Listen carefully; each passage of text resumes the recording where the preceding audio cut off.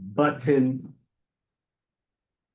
Going live with the live button. Let's see. Let's see, are we live?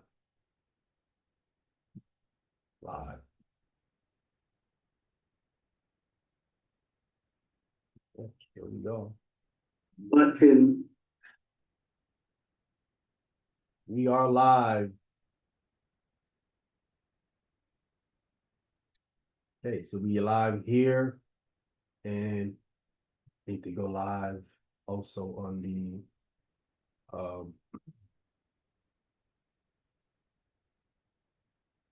club day.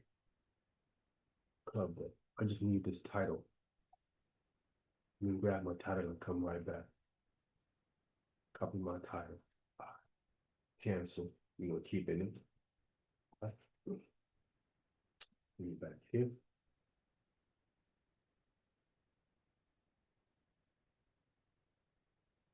Let's get on this club deck. So it's on there too. All information is on there too. Yeah, come on, let's go. Come on, let's go. All right, perfect. All right, get started live.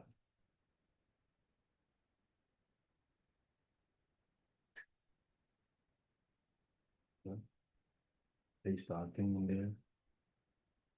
We put it on to prove all things. And we're about to go live. Hit the live button here. Okay. Shabbat Shalom. We are live on the Clubhouse. That's Club Deck. So live on our YouTube as well. Right? Put this in the front. Right? We're live on both. You'll see something. I'm trying to put my camera on. Camera working. Clicking it on. All right, let me check the video. What is the problem? This is it. All right, here we go. Good. I need them to see me so they can't say that we making anything up. You know what I'm saying? They said they want to see who's dealing with, and that's just the beginning. I also want to go and get right to it. So Zion is claiming that how we don't know nothing about Lashawan Qadash. We didn't have no vocal, we didn't have no grammar and stuff like that. So I want to just bring up our or a booklet and kind of go through it right quick and kind of show some grammar. Again, we don't know everything. We're trying to come back to our language, but I'm gonna go through it and we're gonna see if I get everything right. I'm gonna get something wrong. I know already because I don't know everything. I've not taken my time to actually focus on the Hebrew like that. I've been dealing with the doctrine for all these years, just trying to get the doctrine correct. Never had time to really go into the Lashawan Qadash as I'm supposed to. But y'all listen to the end of this entire class because I'm gonna show you where Zion Lex don't know what he's talking about. I'm gonna show that we have the Most High's name correct. I'm gonna prove that. I'm gonna show Zion Lex he's off when it comes to the Torah by him pushing this oral Torah.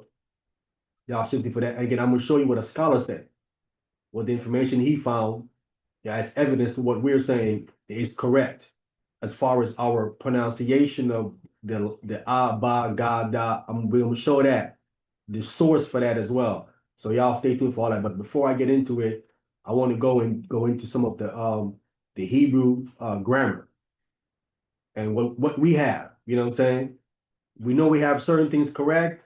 Certain things probably need to be updated and corrected some more. But let me go off into and show you what we have as far as the grammar is concerned. Right? We want to start, definitely want to start there.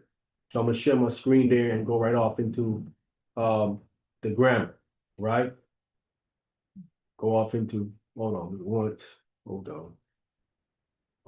Let me go back. Hold on. 1 second here. 1 second, because I want to start at the top. That's where I want to start. Now let me share my screen here. And we about to get it. We're about to get it. That's where I want to start at here. We about to go through it. All right. So you see my screen. All right. Ancient Hebrew, right? The Holy Tongue. You guys can see my mouse here. Lashawan Qadash. Lashawan Qadash. Right? Lashawan and we have a Qadash. And this is the brother that put this booklet together right here. Right? His name is Yawanathan. Yawanathan Bun Yarsha Allah. Yashar Allah. Right here. I'm showing you, right? I can read it, right? Yawanathan, son of Israel. And then, further of all, we're not saying everything in this booklet is correct. I don't understand everything in this booklet. Again, I haven't had the time to really just go through every single thing, right? But we have certain things there. We have the pure Hebrew letters, the miracle, the Assyrian, the picture. We have the meaning on the side. We want to go through trying to get through some grammar though. Because the contention is that y'all don't know no grammar or anything, right? So we just have all this, practice Hebrew, right? Got all that. Practice Assyrian, try to get through some grammar, all right? As much as I can before I get more into the lesson. And we have our pronouns here, all right? We have a pronoun. We have an anya, right? This is I, masculine and feminine. We have our ata, which is you, masculine, feminine as well, right? we have our anya, and we have our haya'a, right? Haya'a is he, and we have our hawa'a, she. We have our anak nawa, anak nawa, right? Which is we, masculine and feminine, right? We have our atam. This is you or y'all, masculine plural, right? It's you or y'all, masculine plural, atam. We have our atan.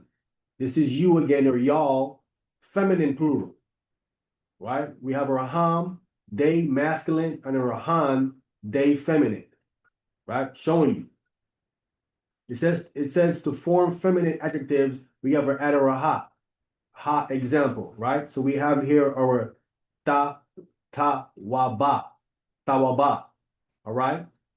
We added to make tawab feminine, tawab, which means good. So actually, how you doing? I'm doing tawab. Tawab. I'm doing good. Good. So we feminize the word by adding the ha at the end, right? So to form the plural, you're going to add the yam, right? We have the masculine to form the masculine plural yam. The feminine plural, we're going to add wat, wa and ta together right here at the end, wat, right? To make it feminine, right? I'm sorry, to make it feminine, to make it plural feminine, right? Cool. Adjectives must agree in number as well as in gender with the nouns which they modify, right? Again, I don't fully comprehend this part right here, but I'm going to go through and just give you what I have, what I know so far, what I have, right? I'm not like Zion. I've been studying it for 30 years like he has, right? Trust me, if you give me 5 years, I'll probably knock him out the box. Give me 5, I'll probably knock him out the box. You know what I'm saying? We're going to continue here. We have our anya. We have our anya. Then we have our la wamad. La wamad. All right. So this is I am learning, right? So the wa in here is making this an action, right? The la wamad is making it an action. This wa here is acting as a verb, an action. La wamad, making it learning, right? Present tense. I'm learning right now. That's what the wa is doing, right? Then we have our anya, again our I.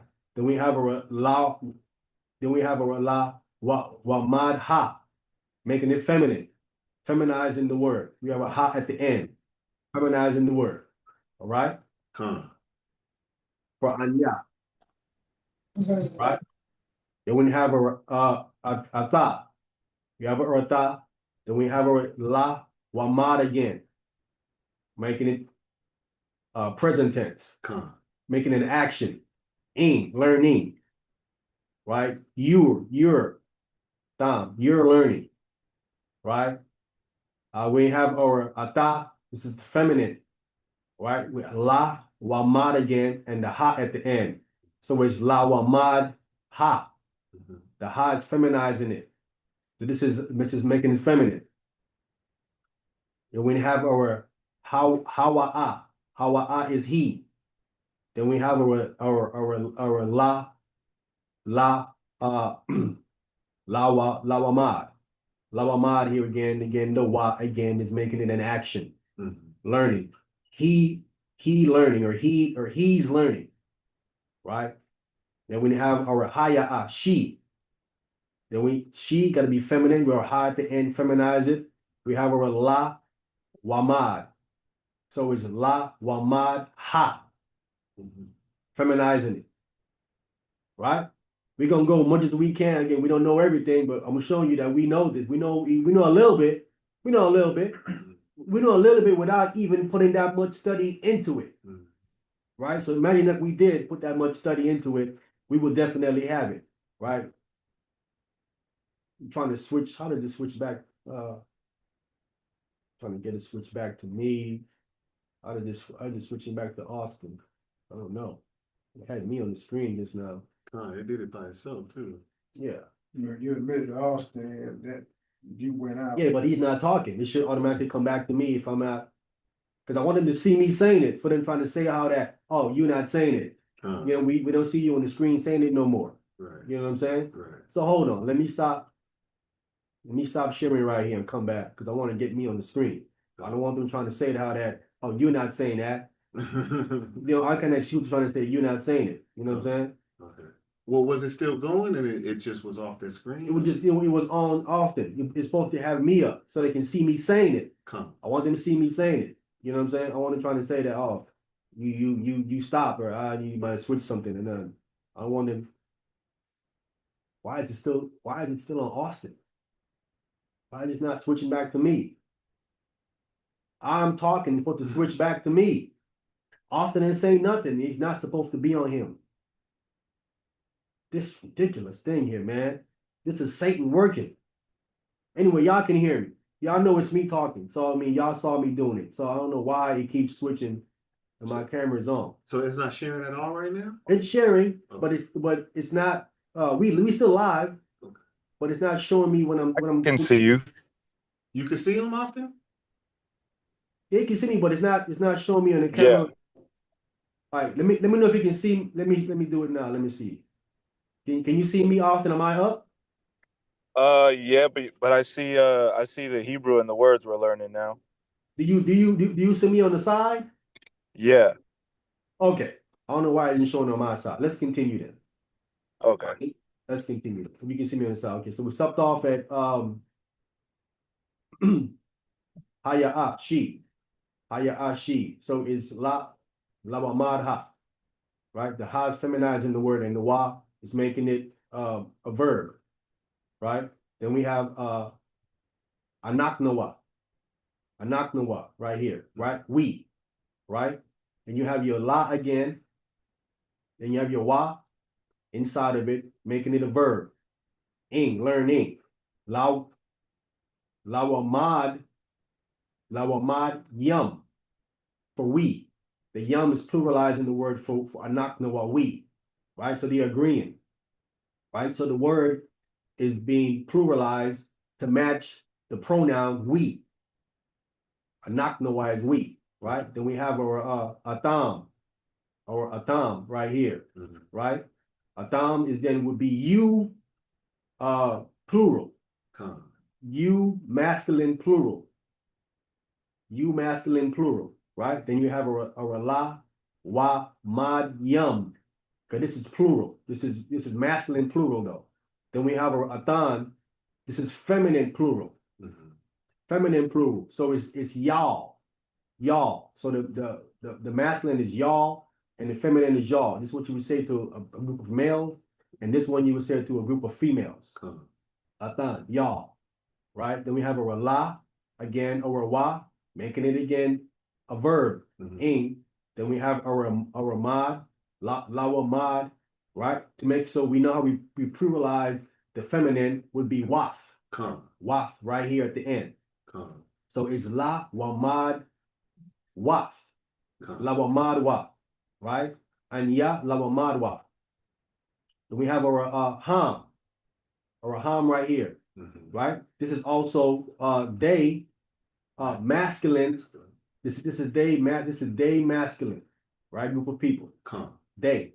Then we have a la wa again, making it a verb in la wa mad yum, right? So the word is agreeing with the pronoun they. Con. Then we have our yan. I mean, sorry, han or han, han, han, Con. right? But this is they feminine. Con. Then we have a la. Then we have a la wa. Oh no, have a la wa mad waf. Right here. Con. La wa mad waf.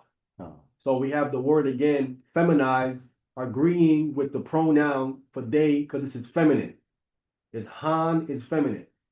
Right? Let's continue to go. See what much we can do. Because again, the brother said we don't know he said we have no grammar. No grammar? He said none. I just now we showed some grammar just now. Let's see how much can we show. Huh. All right. So we have our anya again. So we're dealing with the past tense. Okay. The past tense, and I guess in the Bible or in as I call what they do in Hebrew, right? This past tense would be something that is perfect. You have an imperfect, is not finished, and a perfect that's continue to be finished, right? So the perfect would be something that would be considered to be a past tense, right? Like we have here, past tense. This would be perfect tense or past tense, something that's an action that's finished. So we have our anya, right? Then we have we soon the same word lamad. So we have our lamad. Then we have our taya, right? Mhm. Taya right here, right? And it's masculine, feminine. Anya, that's can be for the male or the female, for the I. Then we have our lamad taya, right? So or it's yeah. I don't know how That's you it. how you connect this together. This has to be separate. It has to be because if you try to connect the tha and the ya together, you have a tia. That don't sound right.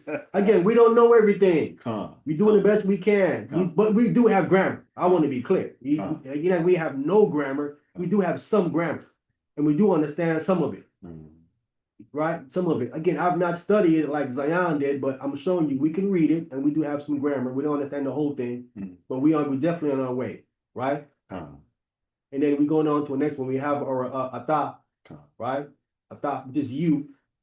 This is you, masculine and feminine, Con. right? Then we have our lamad tha, lamad tha, Con. right? This is making the action finish. This suffix tha is making it perfect, right? Or past tense. We have a haya he lamad learned.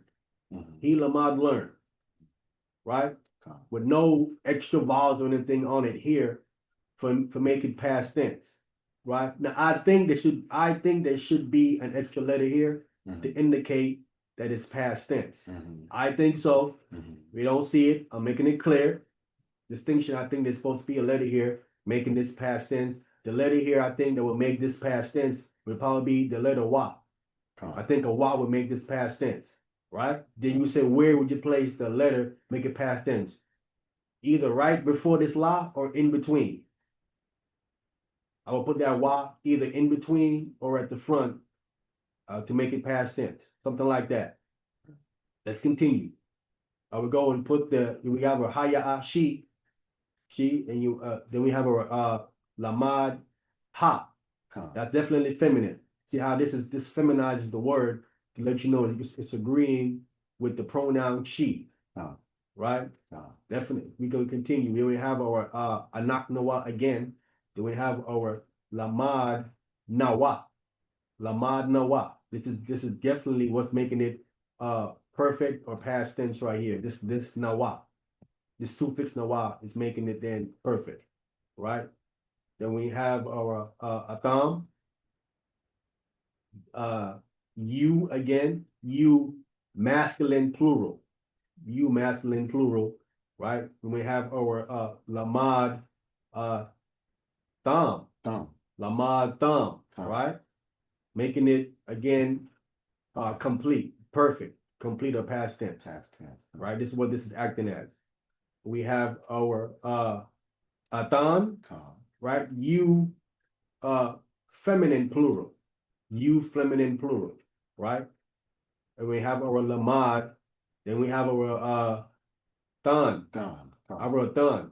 So tan makes things that not really makes things feminine right there. Depending on when it ends in that na.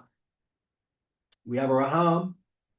We have our raham right here, right? This is they again, masculine, they masculine, right? We have our lamadwa, lamadwa. So the wa again is what's making this thing here past tense, right? Then we have a rahan, then a lamadwa again.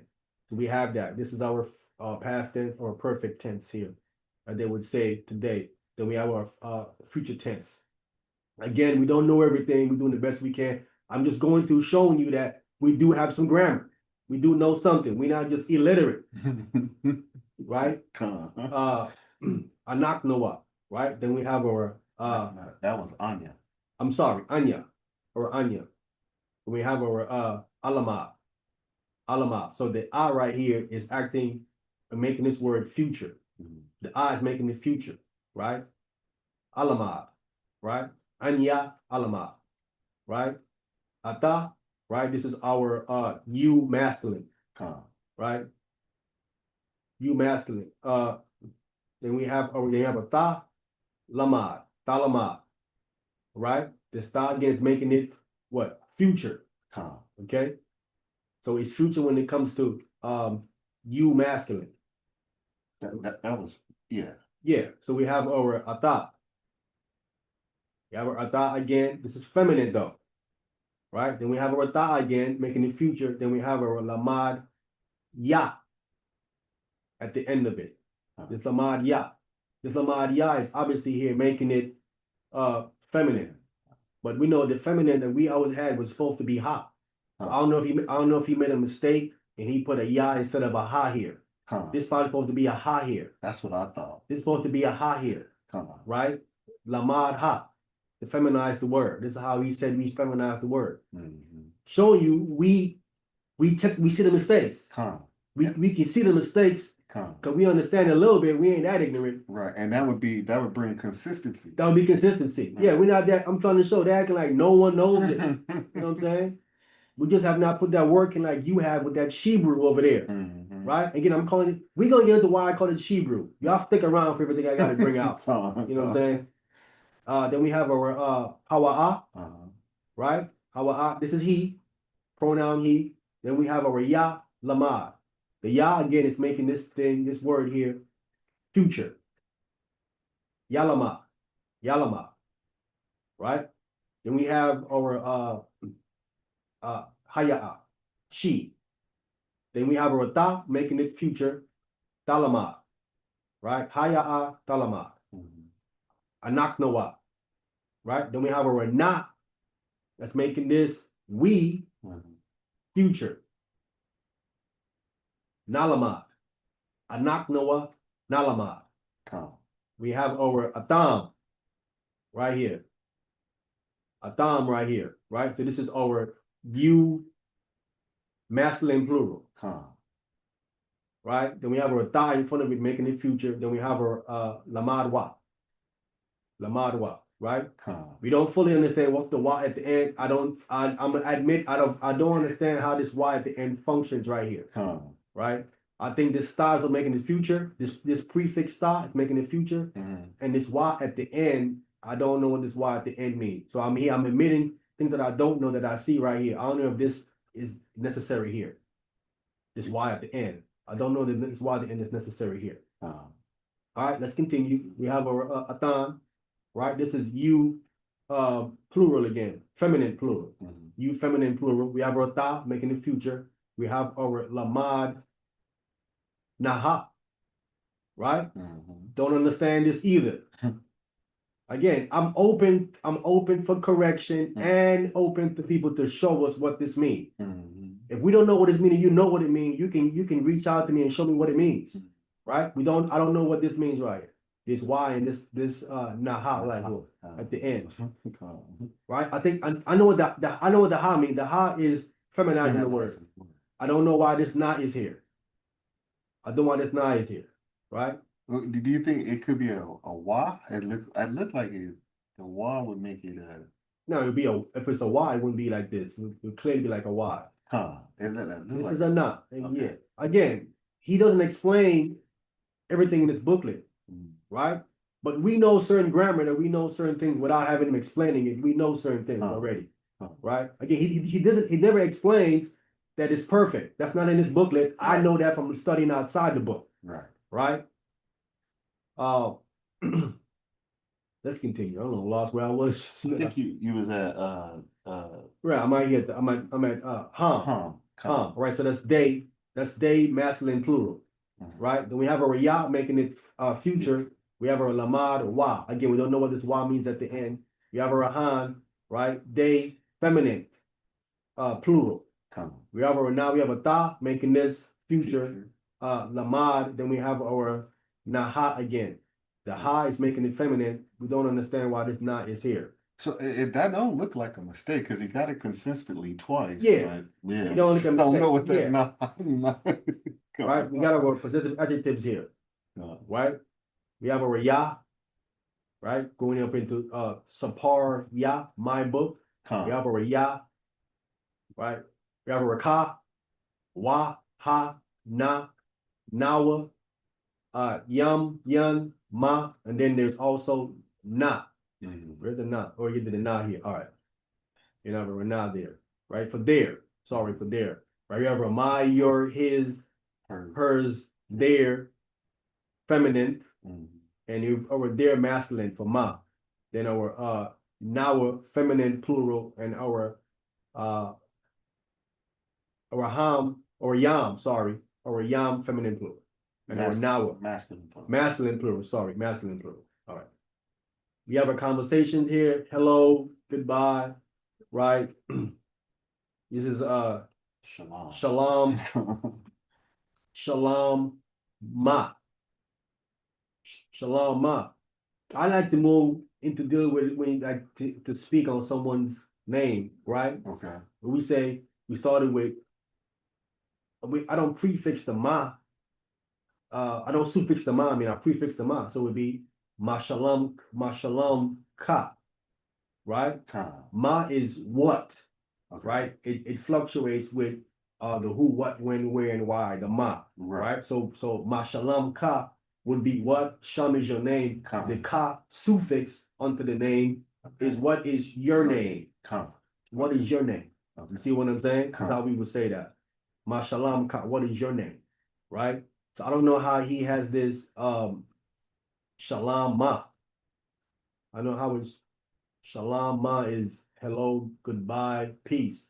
You know, peace is no, this is shalom. Right, yeah, I was saying, where you What am I saying? Shalom. Ma from? I'm sorry, this is shalom. Man, it's been one of those crazy days, man. Has it been a crazy day? Yeah, man. I got locked out of my car. Like Satan didn't want me to come up. It was messing with my mind all morning, man. I'm good now though. Shalom. This is shalom. What am I doing? This is shalom. All right, good morning. This is Bawa Quab. This is Bawa Quab. Quar. Core. Bawa Core. Bawa Core Tawab. Bawa Core Tawab, which is good. Right? And we have our Ak. Definitely. Ak. Right? Our Ak. Right? So Bawa Core got to be Bawa Core is morning. And Tawab is good. This is brother. Right? So this is morning, good brother. I guess that's how you would try to say that. And there we have the Maha.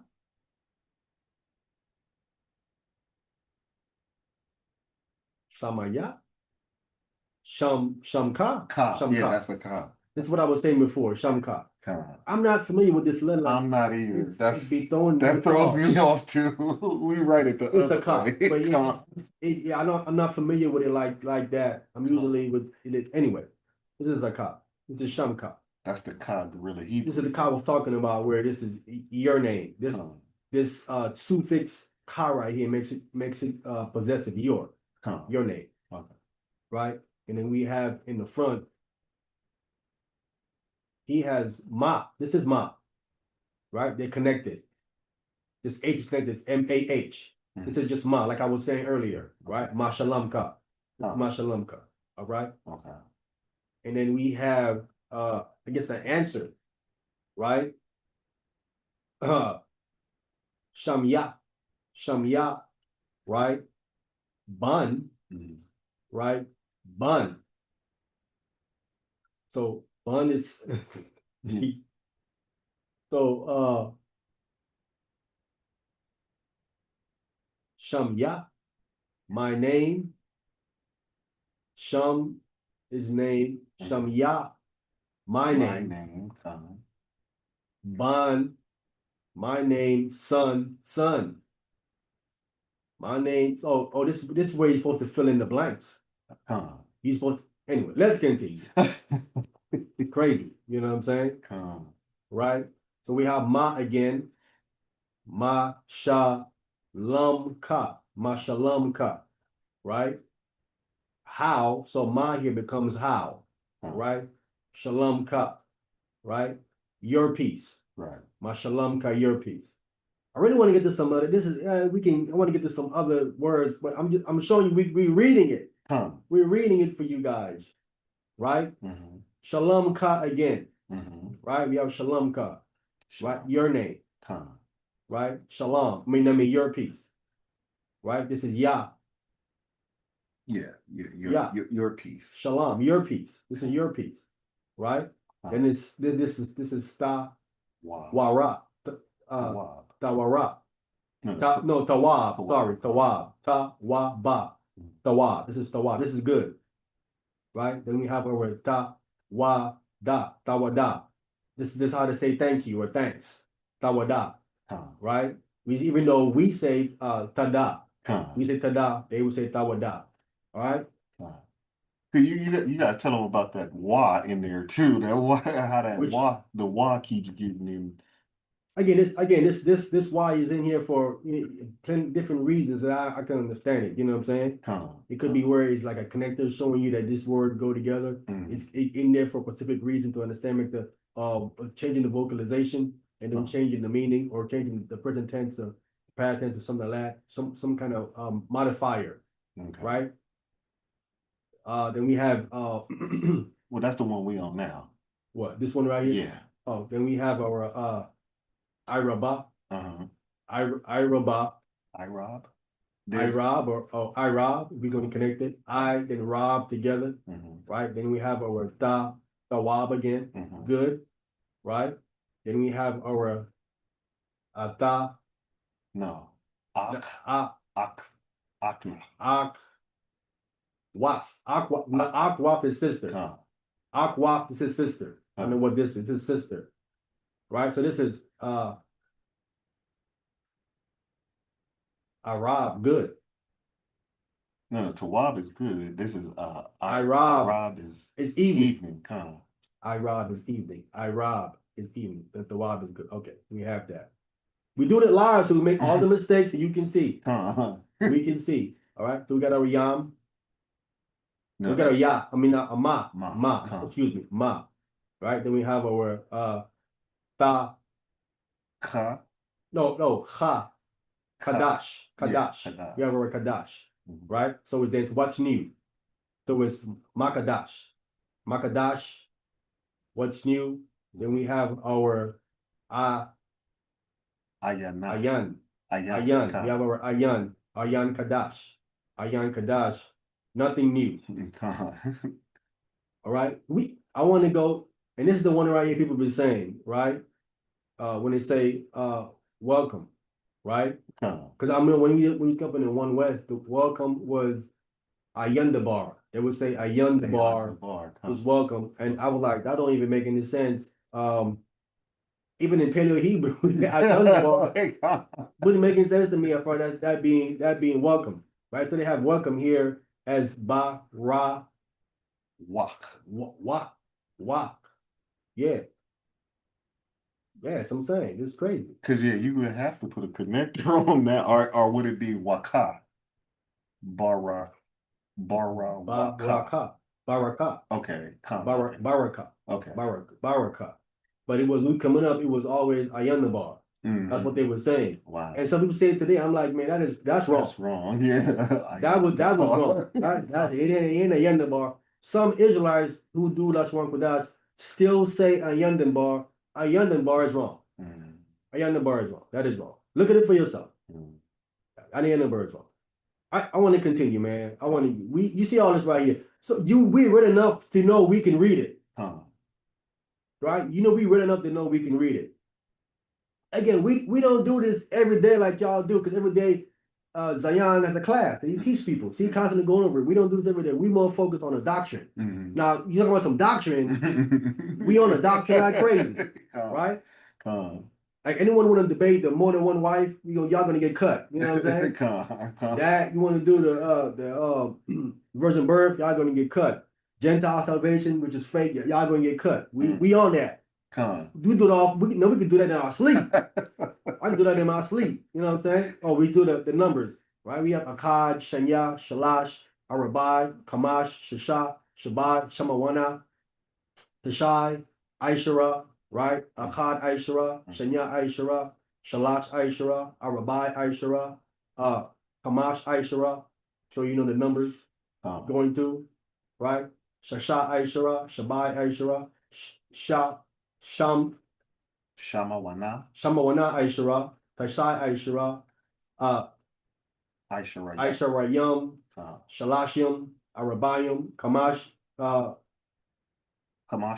Shashayim, Shabayim, Ma'ath, it's 100, right? And we have Shanya, Ma'athim, making it plural. But we have the Shanya is 2 already, so it's 200. So necessarily have to make this plural. But if you want to agree with the number in the front, then you will make it so it's 200s. What it would pronounce to. We have our Shalash, Atayim, right? No, Ma'athim, sorry, excuse me. Shalash Ma'athim. Shalash Ma'athim. Then we have our Alap, 1,000. Then we have our Shanya Alap Yim. Then have our Shalash Alap Yim. Right? So we know the numbers. And we couldn't figure out what this first word here was. we was lost. We was lost, right? This is Yawam. This is Yawam. All this is day. Yawam is day. We don't know what this is.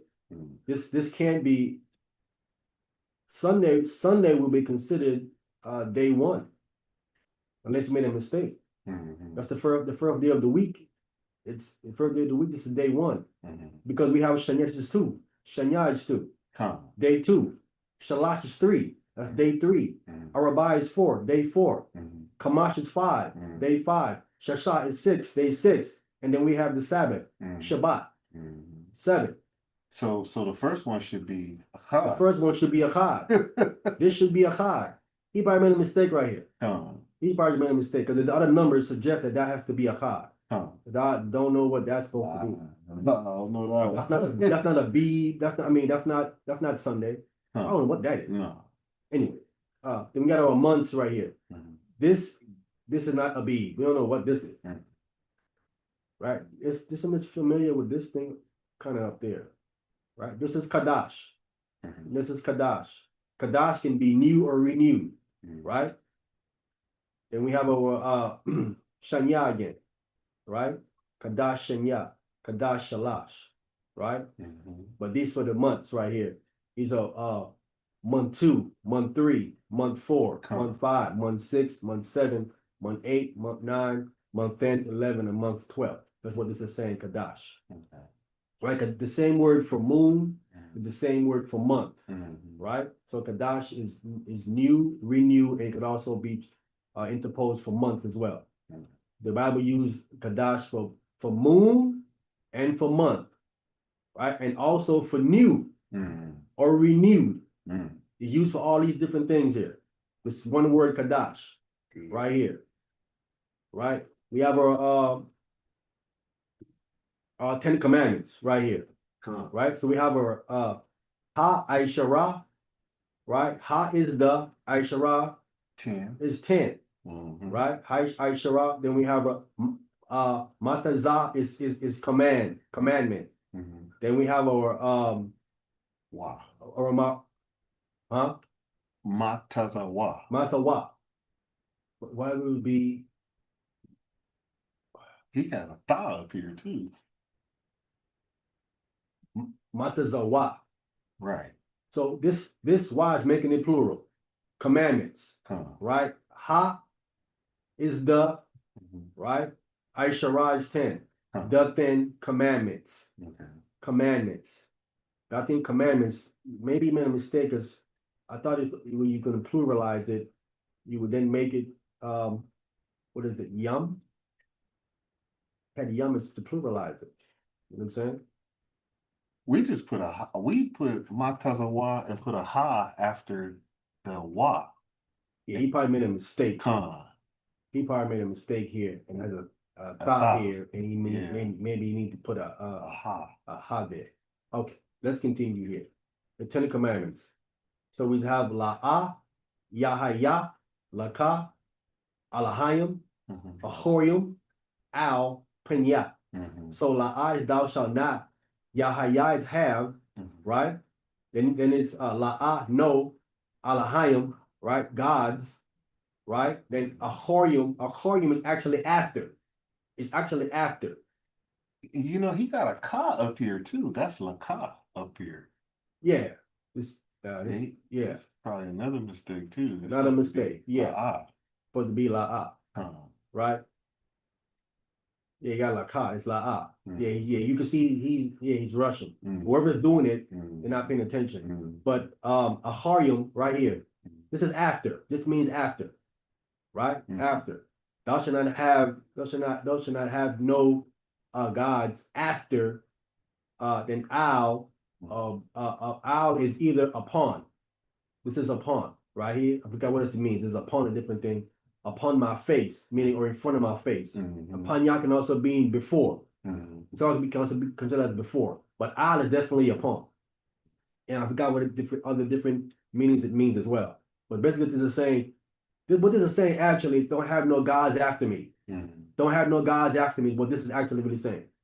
Then we have our the next one is La'ah to Aisha. Mhm. Then this is supposed to be this is Laka. Ka, you This got is that Laka. one. This is correct. Pasal. Mhm. This is Pasal. Ka. Wala'a. Mhm. Wala Ta'ibadam. Ka. Ba, and then you have the DM at the end. Dum. Ta'ibadam. He got Right? that one right. Ta'ibadam. You got that right. Oh, that was right. Right. So thou shalt not, right? To Aisha make, Mhm. right? Laka, something made onto Mhm. or no. Pasal is graven, Mhm. graven image, Mhm. right? Wala'a and serve. Wow, what Allah wala'a. Nor, I'm slipping my mind. Slipping my mind. Let me look it up. To Ibadam, serve them. Again, yeah, it's a lot of. Anyway, we're gonna get the. Anyway, this is now. Anyone can correct that. Wala'a. Let's go on. La'a tala kwakat. La'a tala kwakat. Right? Shum. This is the Most High name here, which we say is Yahweh. Mhm. Right? Bashawa. Bashawa ha. Bashawa ha. There's a connector on that. Bashawa ha. It's Right. Bashiwa, but we is Bashawa. Bashawa. Huh. Excuse me. Bashawa. Connector. Bashawa. Right? So thou shalt not Talaquakat is to take. Thou shalt not take Shum, the name Yeah. of the Most High, Yahweh, right here, as we pronounce it, you know, different pronunciation, Yahweh, right? Bashawa. So, in vain. The ba is in, and shawa is vain. In vain. Thou shalt not take Yahweh's name in vain. What we have. All right. So we have here Zakar. Zakar, right? Zakar. Remember. What is That's that other. That's what's throwing you off. That other K he's using. That's the one Sakari used. I asked you about that K a long time ago. yeah, this is supposed to be Zakar, which means to remember, or translated in Bible as a memorial. Zakar. Remember by speaking. Remember by speaking it. Zakar. Right? Zakar, Hayawam, Hashabah, Hashabah, La, Qadashwa. Qadashwa. Right? So remember Hayawam, remember Ha is the Yawam is day. Remember the day, right? Hashabah, the Sabbath. The Sabbath, right? La would be two, and Qadash is holy. Right? And then this wa at the end is a suffix which make it possessive. Right? His day. Okay. Right? His day. That's what it's to say. Make his day. Remember the day, the Sabbath, to keep his holy. To keep his day holy. This is what the thing is saying. It's really, you try to bring this into English, you have to then put it into English. But I'm explaining the why. This why makes it possessive. This makes it possessive. Right? His holy day. This is saying his holy day. Right? This is what this is saying. His holy day. His holy. This is what this is what Qadash Wa is. It's his holy. Because you have other days, but what God is saying, no, keep my day holy, mine. Right. Because you have other days that people have that they consider holy, but God is particularly possessive about my day. That's what the Wa at the end here means. Right. Right? Then we have Kabad. Kabad, Abaka, Wa Amaka. Right? Kabad is the honor. Abaka is your father. The Ka suffix makes it possessive. Okay. Right? Your father. Wa is and. Amaka, your mother. That's what it's saying here. Possessive. The Ka at the end. Again, he's saying we have no grammar. We do have some grammar, brother. We know a little bit. We know a little something. You know what I'm saying? Then we have La Taratazak. Right? Thou shalt not murder. Not kill. This is murder. Right? Then we have La Tana'ap. Right? Thou shalt not commit adultery. We are right. Then we have La Taganab. Thou shalt not steal. And then we have La Ta'ina. This I know is missing stuff. Yeah. There's more stuff here. It's supposed to be Shakur after that. Who was the Shakur? Yeah, Shakur was not in here. This is missing some stuff. We know that. La Ta'ina Shakur is what this is supposed to say. This is missing stuff. Right? Then we have our last one here. La Takamad. Call. This is supposed to be called. Call. This is called. Aishara. Lara Aika. Lara Aika. Right? Thou shalt not covet. Thou shalt not covet. But so thou shalt not takamad covet. I guess this is all. Call is all. Aishara. Aishara, you understand? Aishara is 10. Thou shalt not covet all 10. It's kind of I don't know what to say. We need to try to do that. Then you have a la. La is 2. Right? Ra'aika. Ra'aika is really friend. Right? It's friend. Like Ra'aya. Ra'aya is my friend. Okay. Right? Then this is Ra'aya. Ra'aya. Okay. Right? Ra'ai. La Ra'aika, sorry. Ra'aika. Right? But this basically is friend, but they translate it as neighbor. But as neighbor. Okay. All right? So it's lot is to neighbor, to your neighbor. Is how this would come out right here. Okay. All right. We're gonna leave it there, man. I think we did enough Hebrew to accept that we know a little something. Right? I just want to show that we do know some grammar for Zion, so we don't know no grammar. We do know how letters move, right? How they prefix, Right. infix. We talked about infix. Right. We talked about prefix. Right. We talked about suffix. Right. We got those down. Right? We don't know everything. We're learning. Right? I just want to go down there just for the video. I want to show the rest of the booklet. Right? Again, the booklet has everything correct. Whatever you know, you think you can correct and help us with, we're welcome for anyone to come reach out and help us with these things. Right? We're more doctrinal based, but because of what Zion Lex did, we see we have to go and master our Lashawan Qadash. We got to go master our Lashawan Qadash. You know what I'm saying? Yes, sir. Because of what Zion did, and it ain't really Zion is because Abaya from Inside the Nation will talk about how Zion destroyed Lashawan Qadash, and I don't think Zion was really out to try to do that. Right. But again, I'm going to prove that we have the Most High name correct, and we do have the vowel sounding for the Ya, the Ah, Ba, Ga. We do have some of that, some things for that to show that too as well. All right, so we got that. I just want to go to just going to show the rest of the booklet, just for the video's sake, for those in the future, just to see the booklet. Again, the booklet needs some updating. We don't say that need updating. It doesn't need some updating. It does need some fixing. Definitely sure. It definitely needs that. And we see the Lord. Anybody can pause the video and read anything you want to read. Again, we know it needs some correction, some updating. No one is arguing. No one is arguing that it definitely needs. It definitely needs that. You know what I'm saying? I'm showing you all of this. We're gonna go ahead and get down into it. And we got our word list here for different things. We can come together. And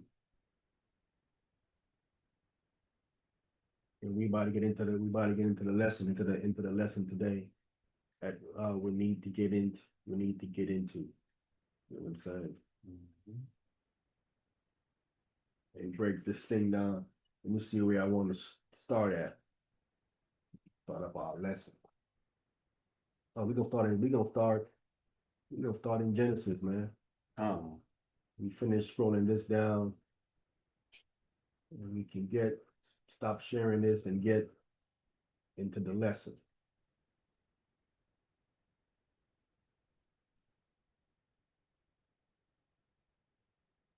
I can fast forward this later on and get to the lesson part we're dealing with.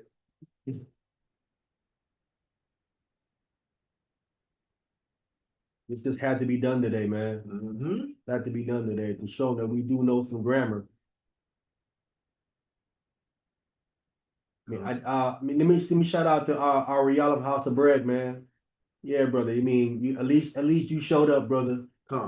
You showed up to try to represent the Lashawan Qadash, man. Much respect to you. Certain things you teach I don't agree with, but yeah, I do give respect is due to someone showing for Lashawan Qadash. And I'm sure there's certain things I teach you probably disagree with as well. You know what I'm saying? Again, I welcome brother to reach out. We can discuss the doctrinal differences, come together on this Lashawan Qadash, brother, so I can compare, give you what I have, give me what you have, we can come together and then try to perfect this Lashawan Qadash, man, that we both advocates for. Again, it's old stuff right here. So let's go all the way back. It's good information here, man. Some good information. I'm slowing it down so y'all can see it. There's some good information in these things right here. You know what I'm saying? Some good information in here. You guys can take down, right, and everything else. I know when you need me to email you this booklet, leave your information for me in the chat somewhere on YouTube, and I can then just shoot you this PDF for this booklet. What I can do that too is let me know you're looking for, just leave it. Yeah, I'm looking for the PDF to that booklet. Here's my email. I'll just shoot it over to you. Simple as that. All right. Let me stop sharing that because that's the end of the booklet right here. So let's stop sharing that. All praise to the Most High for that, Brandon. You know what I'm saying? We did our thing. So I went back to the One West, my One West look thing, you know what I'm saying? Let them know. This is how we was when we used to get busy. You wouldn't dare challenge us on no doctrine, nothing, none. You wouldn't dare do nothing like that because you're gonna lose. All right. Again, I want to be on camera all day. When I teach, I like getting up. Brothers know when I teach, I'm on my feet. I'm walking around when I teach. I'm not this guy on you where they be sitting down all day long. I'm active when I teach. I'm on my feet with the people. I'm like face to face with the people when I teach them. So they can hear me loud and I'm doing my thing. So I'm not gonna be on here too long, this camera on, because people like they want to see you all the time. Like this fascination with seeing you. Get the information. Lock into the information. You know what I'm saying? Listen to what I'm saying. Go fact check me. All this trying to see my face and all that. What are we doing? What are we doing with this want to see your face thing? You know, I'm not a female for you guys want to look at me like that. You know what I'm saying? This is probably for the female to look at me, but not for the brothers. Y'all should be like, man, I don't care how he looks. I don't care about the information out of his mouth. You know what I'm saying? I get off there. I want to see you face stuff, bro. Come on, man. Y'all on something different, man. All right? Turn my camera off anyway, man. I'm gonna gay dudes looking at me. Anyways, bro. I want to shout out all Israelites. Let me be clear. All Israelites, believers in Christ first and foremost. And Tanakh only as well, man. We all one nation. You know what I'm saying? We all one nation, bro. Straight up. We all one nation. You know what I'm saying? And we need to come together. I'm gonna say that. We need to come together. Zephaniah chapter 2, verse 1. Y'all know what it says, man. Come together, O nation, not desire. We need to come together, brother. You know what I'm saying? I'm doing this to show Zion Lex, dude. We do have some grammar. We do know a little bit. Right? I don't know who told you that there's only 2 vowels in the Lashawan Qadash. Me in my 30 years, I've never heard that. Maybe someone else told you that. I've not heard. I came in 94, around the same time you came in, and I've never heard nothing like that. You know what I'm saying? So I just went through and show you. Again, I have not studied Lashawan Qadash like I'm really supposed to because I'm focused on the doctrine. When I was in the One West, we had so much stuff that I thought was wrong that I said, man, and I couldn't do nothing because I didn't know enough. Right? Because back then you had to have your scriptures ready when you're gonna challenge what they're saying. So I had to go and study and get my scriptures up so I can be able to refute the false doctrines and different things like that. So it took me some years to get my scriptures together under my belt so I can go ahead and refute. Again, I'm the first brother that I know of that stood up against the year 2000 when it was teaching it, before the year 2000. And I was up teaching on the street and in the class. And I told them I'm not teaching that because that's wrong. You know what I'm saying? They didn't kick me out or anything like that. You know what I'm saying? So I'm saying that the only way I can do that is because they have to respect me as a brother that knows the scriptures, right? Otherwise, they came all on me. They know they just couldn't just like come at me because there was a breakdown for the year 2000, right? They wouldn't bring that to me because they know, oh, he knows too much. He gonna chop it up real quick, right? So I'm just saying, I've been on this doctrine thing ever since on this doctrine thing. So I wasn't on my Paleo Hebrew thing. But now, Zion Lex got my attention, brother. I gotta get on there with that. Again, hopefully, most I willing, we can sit down. You can show me, you can probably teach me. You can teach me something. Let's be clear. You can. I ain't gonna say you can't. You can teach me something. But Lashawan Qadash has not been destroyed. I want to kill that noise right away. Lashawan Qadash no way that's not. Lashawan Qadash is Paleo Hebrew. It is Paleo Hebrew. So if he destroyed Lashawan Qadash, then he destroyed Paleo Hebrew, which we know Zion can't even do nothing like that. Lashawan Qadash is the most high language, right? No human being can destroy that. Right. You know what I'm saying? That would be his word. That would be impossible. Void unto him. Right? And dealing with the Why I'm saying that the Hebrew, I call what they teach in Hebrew, because Hebrew is pictographic. Who's arguing Hebrew is pictographic, right? If you take away the pictures, you're losing a lot, right? We have a saying says a picture paints 1,000 words. If you remove the picture, then you have removed at least 1,000 words from the picture. The script he's dealing with in a picture of nothing, right? It has to be a picture, it has to be visual, right? This is what I believe that the original alphabet, this is what Adam had in the beginning, right? We're going to go to the verses to show some of these things and then get into the scriptures. Hey, Shabbat Shalom, Servant Smith. Hey, Shabbat Shalom family. Shabbat Shalom, brother. Shabbat Shalom. Yeah, man, I just went through my Hebrew, you just missed it, man. I went through my Hebrew vocabulary and words and all that, man, because brothers are saying that what we're speaking is, is wrong and all that. We have no grammar. I had to go put some grammar together to show we do know a little something. You know what I'm saying? Who Brent? You say Zion Lecture saying that? Yeah, Zion Lex trying to insinuate that, who got the grammar, we ain't got no grammar, and we only got 2 vowels, and I don't know what he's saying. We don't have no just 2 vowels, brother. We have confident that doubles as vowels.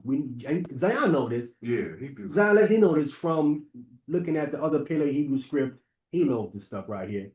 Whoever told you that, brother, just lied to you, Zion. That's all it is. You should be like, man, that brother just don't know what he's talking about. They can't be saying that. You be like, man, they can't be saying that. They're not saying that. You are, right? Now, you a quick story. When I went to New York back in 90, I think it was 98, right? They had a picture on the wall of the Last Supper, right? Or the quote unquote so-called Last Supper, right? And they had 4 of the elders next to Christ, right? So I was like, so is y'all saying y'all 4 of the apostles? You know what I'm saying? Right? So there was in a meeting, right? So then that same guy that they call the comforter, he comes out, you know what I'm saying? And I asked him, because he's over what they call in the name. He's over the class that teaches you the basics to become the Hebrew Academy. He's over the Hebrew Academy, right? So everyone that comes into school goes through the Hebrew Academy, and at the end of the year you graduate, right? Then they march you all through in Passover, right? So y'all, this is the new Hebrew Academy class. Okay. All the men that come through, they usually fly all white on and whatnot. So he's over that. Okay. He's a 13 shoe general, right? Okay. He's basically right under the 4 elders, right? So he comes out and I ask him, right? Are the elders saying that they're for the apostles? He said, yeah, man, all that they brought out and the you know what I'm saying, the history, and I just missed it. I said, whatever. I thought he had some scripture to show me. He talking about, I said, man, I don't mean nothing. Whatever. I just tuned him out. Whatever. I ain't on that. You know what I'm saying? That's man praise, bro. I ain't on that. You know what I'm saying? So another brother that was in the camp with us, man, he was like, brother, you can't be doing that right here. All the camps up here, bro. Everybody's up here. I said, man, I don't care. I don't care who up here. I'm not following on that fake, but if they're saying they're for the apostle, they got to prove it, right? Or I'm out. Because I'm not rolling with that. I ain't moving nothing like that. But you what you doing, man? You gonna cause a big? I said, yeah, I am. Yeah. I said, so as soon as they come out that meeting, I'm gonna ask them directly to their face. It never came out.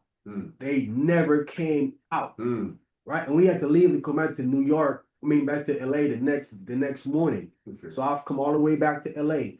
Right. And I called up to New York. I called up there because I wanted to speak to them. And I got a general up there in New York. And I asked him, he said, no, they're not saying that. Man, who told you that? I said, man, he said, yeah, I don't believe that, brother. No, they're not saying they're for the apostles. I said, all right, with that, I dropped it and I let it go. Okay. You know what I'm saying? Okay. I was gonna keep going till I get an answer. Right? I'm just showing you how I was back then. Y'all flat out lying. You supposed to lie to me. I ain't for no apostles. Yeah, please. Y'all ain't none of that. You gonna show me that. Show me that. You know what I'm saying? In the text.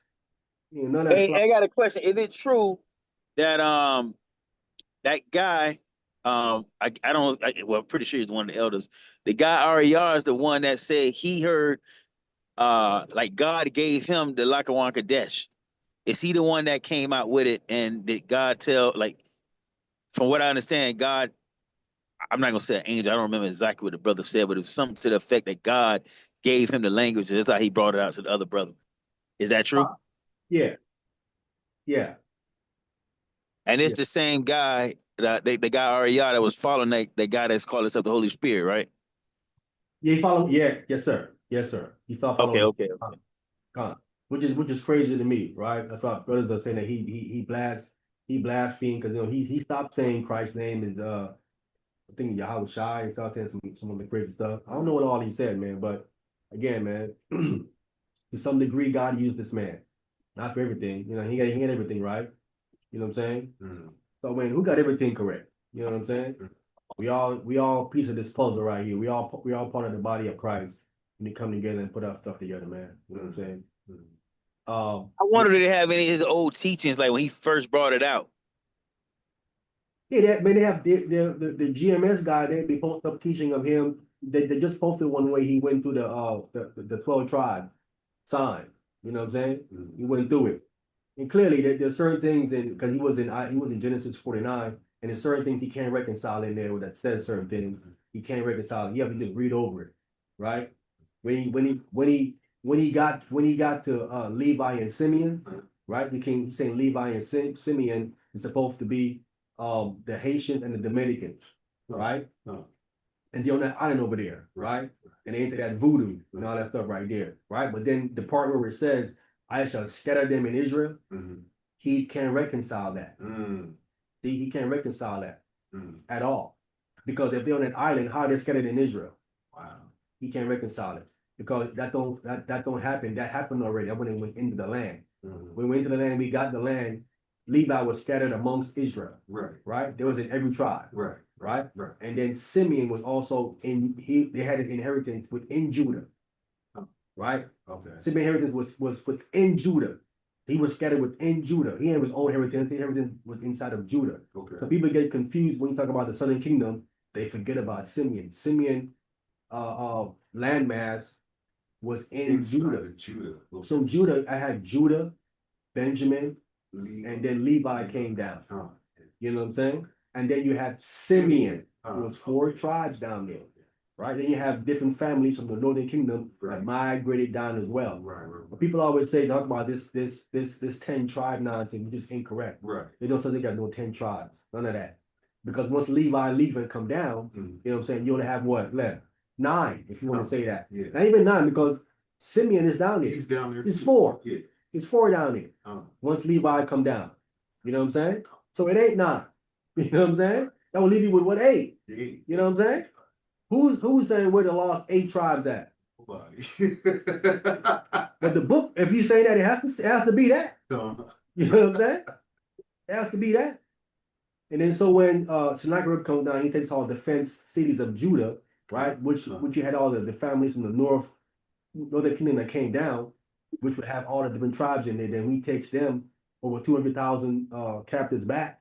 You know what I'm saying? Then you have scattered abroad going off, and then you have the entire 12 tribes represented in the Assyrian or the dispersed abroad captivity. Hence we have James says to the 12 tribes abroad. He don't say 8, 9, 10, none of that. He says 12. They all together.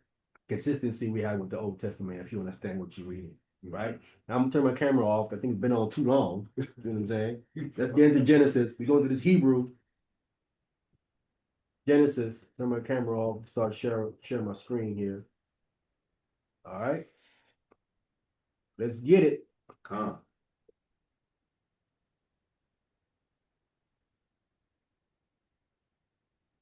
Genesis chapter 2. Starting at verse 7. All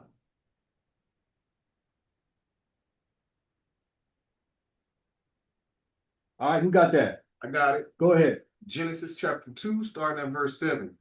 And the Lord God formed man of the dust of the ground and breathed into his nostrils the breath of life, and man became a living soul. This is what man came from. Versus when you have this watered out ISUPK talking about how Adam had a mother and a father. You don't have no earth on earth, earthly mother and a father. It's just a bunch of lies. God created from the dust of the ground. Go ahead. Verse 8. And the Lord God planted a garden eastward in Eden, And there he put a man who he had formed. Right, he put the man whom he had formed. So he's telling you that God formed him. He didn't have no parents, right? You ask them where the parents at, they can't show you where the parents at in the Bible nowhere, right? So it says, and the Lord God planted a garden eastward in Eden. Eden is the earth, right? Eden will be the earth, right? Eden, or the earth is a garden. People don't understand. The earth is a garden. So he planted a garden in a garden. He planted a garden eastward in another garden. It's a garden within a garden, right? We see this when people that have gardens in their back house, they have another garden inside that garden.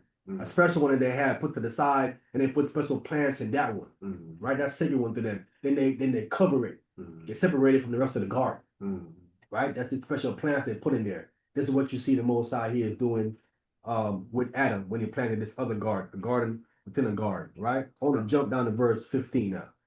Verse 15. And the Lord God took the man and put him into the Garden of Eden to dress it and to keep it. That's the one that he planted eastward. Go ahead. Verse 16. And the Lord God commanded the man, saying, of every tree of the garden thou mayest eat freely. Freely eat. Freely eat. Go ahead.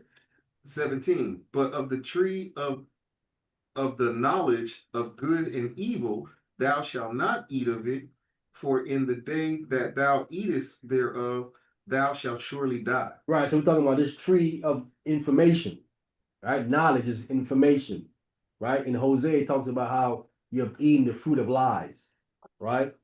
Go ahead. Verse 18. And the Lord God said, it is not good that the man should be alone.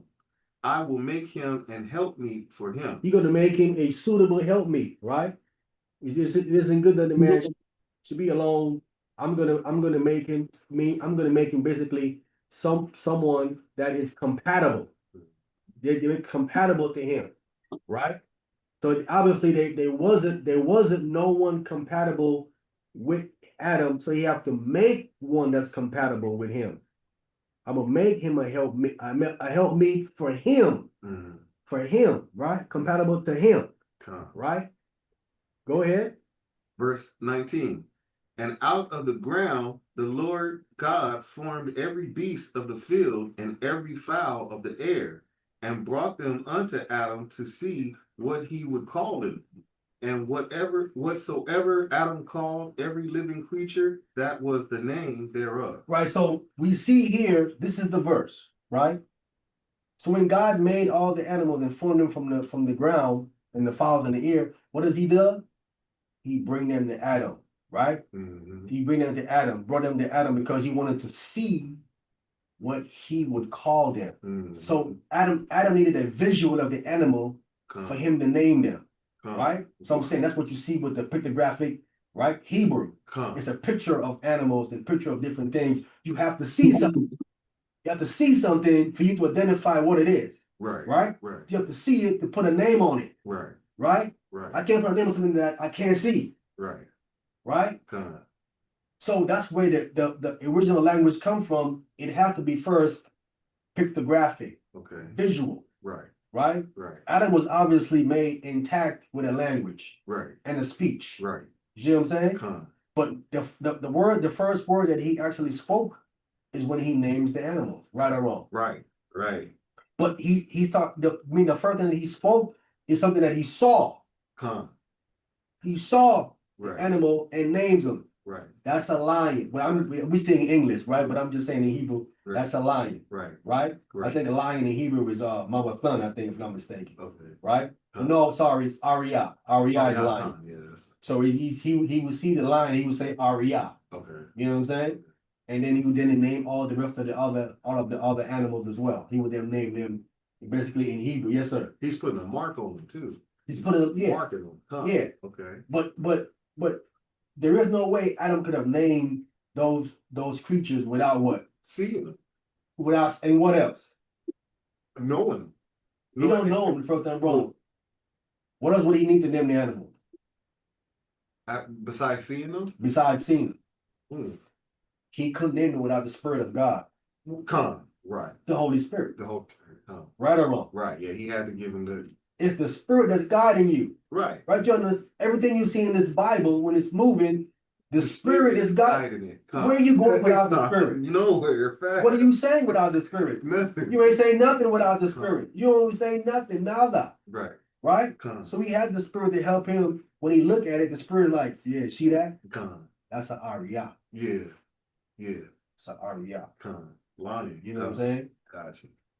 You have to have the Most High Spirit, bro. You ain't nothing moving, Yeah. right? Yeah. So I'm saying when you talk about this Assyrian script, right? Come. Which Zion says that's the original script. Right. I'm gonna play the video what he's saying. Okay. Don't make any sense. So this verse right here gonna show us that you got to see something to speak on it. Come. So you need something visual.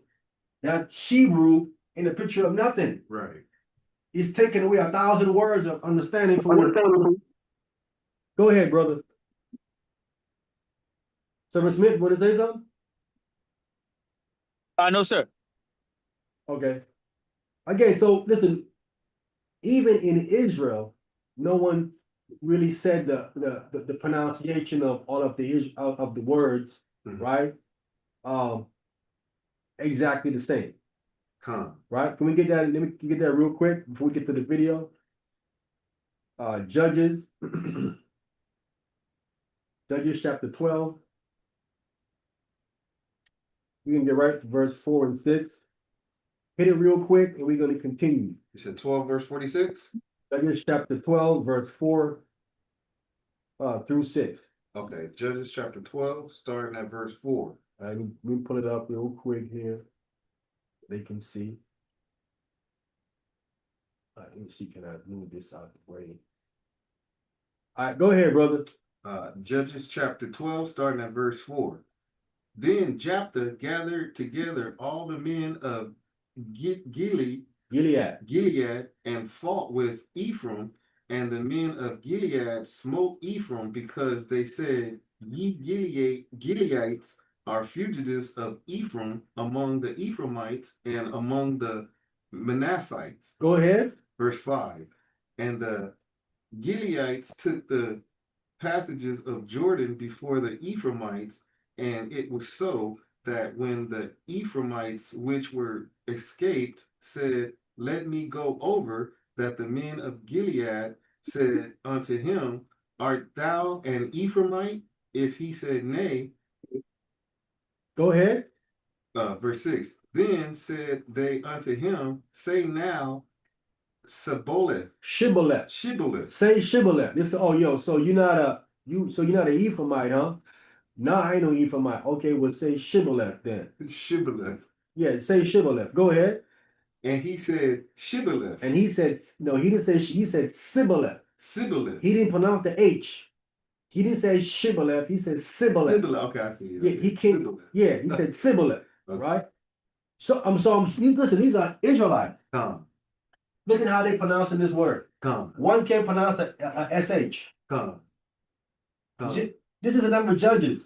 You know what I'm saying? Mm-hmm. So like today, they pronounce it tomato, brother. Right. You know what I'm saying? Potato. For certain words. Not every word, but for certain words. You know what I'm saying? Yes, sir. Not too caught up in pronunciation, right? But you gotta have the right script. Right.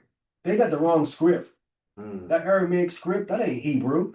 That's an Aramaic script. That's not a Hebrew script. Right. Not a Paleo Hebrew script. Right? It ain't Hebrew that's pictographic. It's not that. So he couldn't say, so he said Sibboleth, go ahead.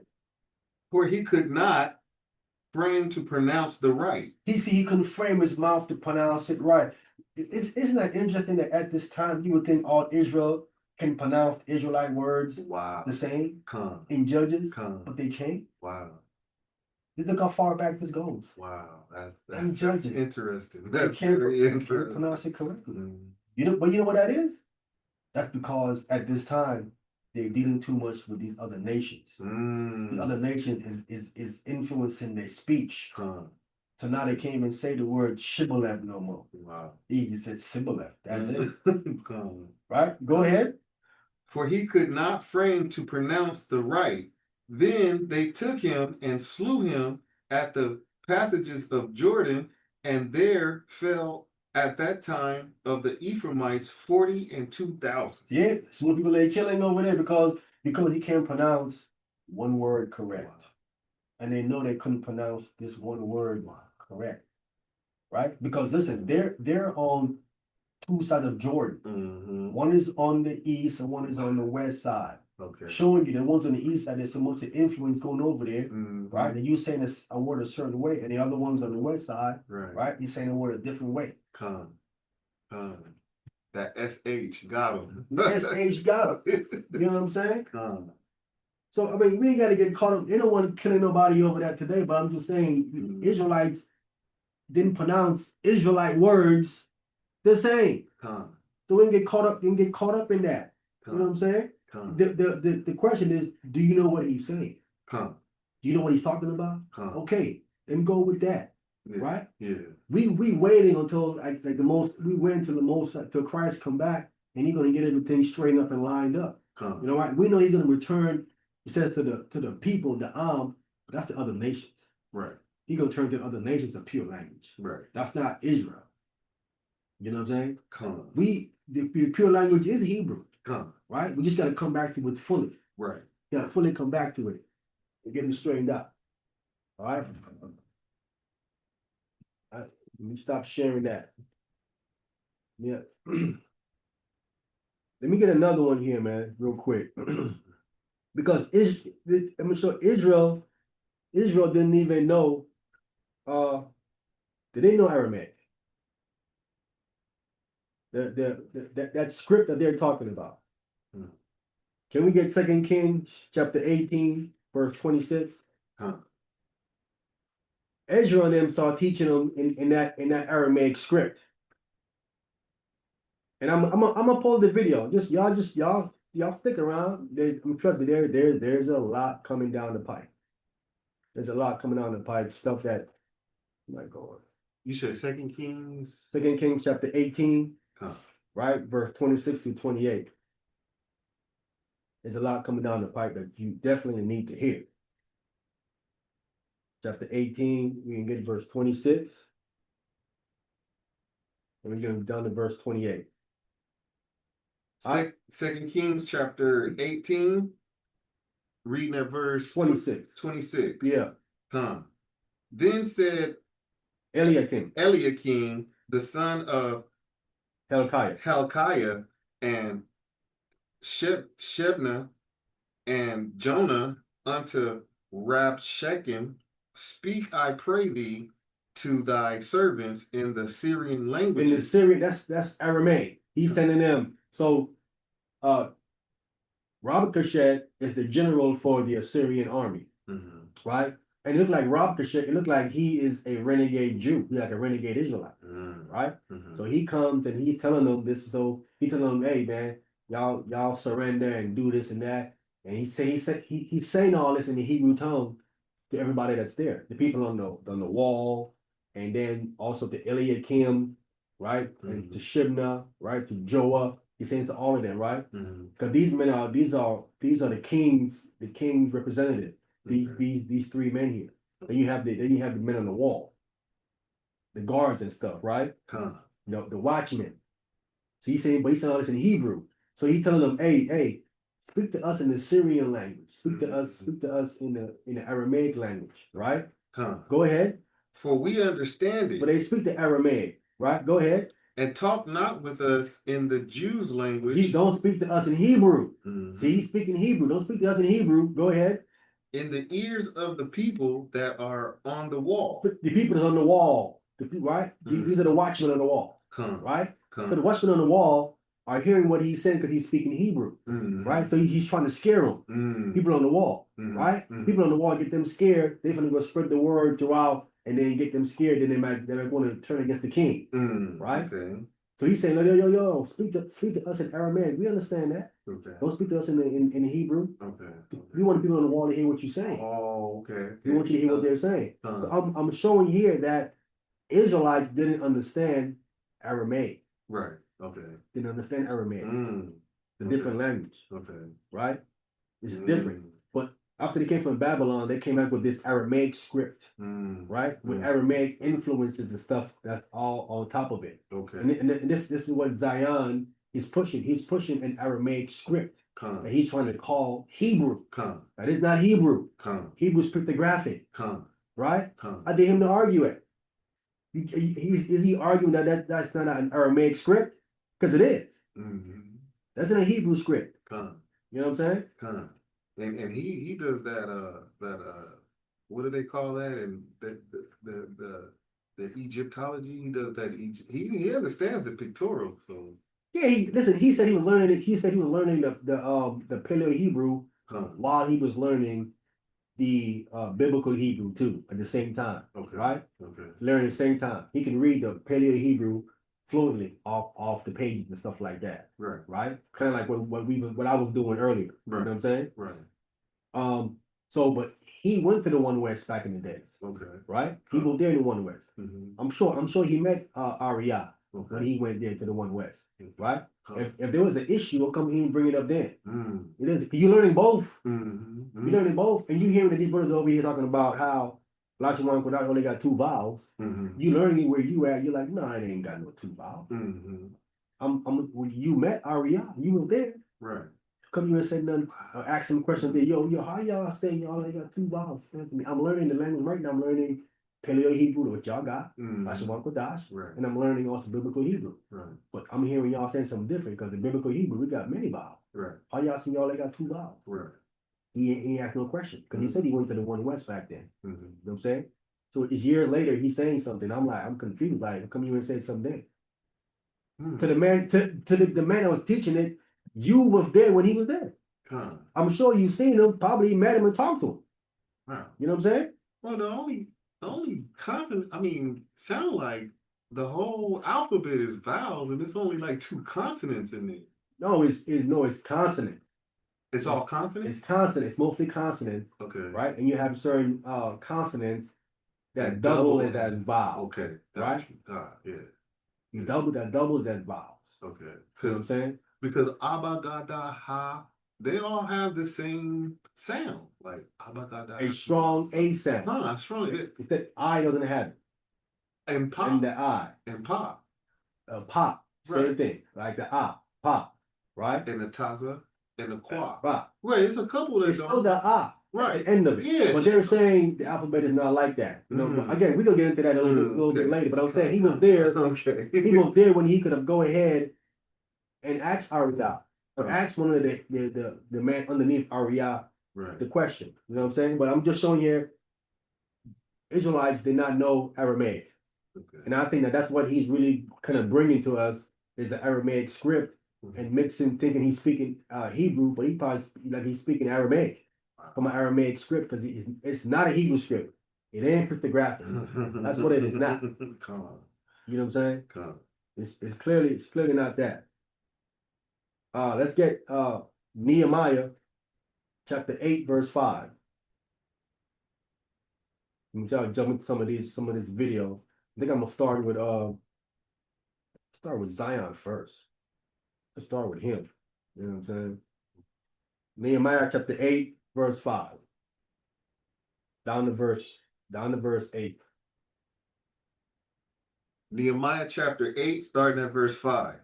And Ezra opened the book in the sight of all the people, for he was above all the people. And when he opened it, all the people stood up. Go ahead. Verse 6. And Ezra blessed the Lord, the great God, and all the people answered, Amen, Amen, with lifting up their hands, and they bowed their heads and worshiped the Lord with their faces to the ground. Go ahead. Verse 7. Also, Joshua and Benai and Sheribiah, Jamin, Akub, and Shabieth, Ethi, Hodijah, and Hodijah, and Messiah, Kelita, and Ariziah, Josabad, and Hannah, Palaiah. Palaiah and the Levites caused the people to understand the law. They caused them to understand the law. Mhm. It's the Torah. Go ahead. And the people stood in their place. Yeah, they didn't understand the law because Mhm. why? They lost how to speak the Hebrew, Con. right? Yes. Now they understanding something different through some Aramaic language and script. They don't understand the law no more. Listen, this is only 70 years removed. Con. Wow. So in 70 years removed, they completely don't understand the language they spoke 70 years ago. You know what I'm saying? Wow. Go ahead. Verse 8. So they read in the book, in the law of God's distinctly. Distinctly meaning they were separating things, explaining things, and this like that, right? These are things that they're supposed to have known. These things, right? The teacher's supposed to make these things plain known to them. After 70 years, they didn't know the thing. So when they was in Babylon, like they wasn't even teaching what to do with the law or nothing. They're supposed to went down there with the Torah and the law and kept with it. After they lost it when they went down there. You know what I'm saying? But I'm gonna show you earlier where there are certain scribes that kept some of the stuff from when we first came in. Right? Go ahead. Did I finish verse 7? No, read verse 8. Verse 8. And gave these senses and caused them to understand the reading. Caused them to understanding. They didn't understand the reading. So it's easy for them to go ahead and say this means that, that means that. Why? Because they're dealing with a script without pictures to verify. Right? They're just dealing with a box script. I gotta take your word for it. But if I had a pictographic script, I could say, wait a minute. That don't make no sense. How's that a picture of what I'm looking at? Wow. See, it's another way of verifying what someone's telling you if you got a pictographic of what it's saying. That is wow. See what I'm saying? See that. I see something different there. The picture, what you saying don't add up. Then why is that? Then why is that a picture of a snake? Why is that a picture of a stick, an ox head? What you saying is true. Explain that. Explain the picture to what you're saying. You see what I'm saying? But with a box script with a picture of nothing, right? You have to go with what they say. Right. Okay. You feel me? That's why the pictograph is so important. It's another witness. It's another witness, another verification for you as an individual to know what you're being taught is correct. You see what I'm saying? Because when I see you go up there and do that from the pictorial, that blows me away every time you do it, bro. You gotta show a class on that one. Yeah, man. We gotta show them from the pictorial how deep it is, right? They listen. They're not going that deep with that Aramaic script. Right. How deep can they go with it? You know what I'm saying? Right. They can't really go that deep with it. It don't add up. Yeah, they limit it. This thing, you know what I'm the saying? math is on point. The pictorial, everything that line up under it is all on point. All on point, right? From there, let me get one more. What? Now let me dive in here real quick, and I'm gonna show you what's wrong with that Assyrian. I mean, there's many things wrong with it. Okay. Many things wrong with it. I want to show one real quick, and we're gonna continue. Can we get Malachi? I'm gonna show one real quick, and we're gonna continue. All right. Malachi chapter 4. Malachi chapter 4. And let me get verse 2. Malachi chapter 4, verse 2. Verse 1 and 2. Let's do 1 and 2. We already right there. Yeah. Malachi chapter 4 from the top. For behold, the day cometh that shall burn as an oven, and all the proud, yea, and all they do wickedly shall be stubble, for the day that cometh shall burn them up, saith the Lord of hosts, that it shall leave them neither rooted nor branch. Neither root nor branch. I mean, they ain't gonna have nothing left. Right? The day is coming, they're gonna be completely burnt up, gone. Leave nothing. Gone. It's coming. Go ahead. Verse 2. But unto you that fear my name shall be Son of Righteousness arraised with healing in his wings, and ye shall go forth and grow up the calves of the stalls. Grow up as calves of the stall. See what I'm saying? The problem here with this verse here is the part where it says the Son of Righteousness. This is the S-U-N. S-U-N. This right here is talking, you have pagan gods, pagan sun gods, right? So this word right here, by vowel pointings makes it S-U-N. Let me show it. Let me show it for you. I'm saying. I'm gonna show it. So people say we making nothing up. I'm gonna show you. It's by vowel pointing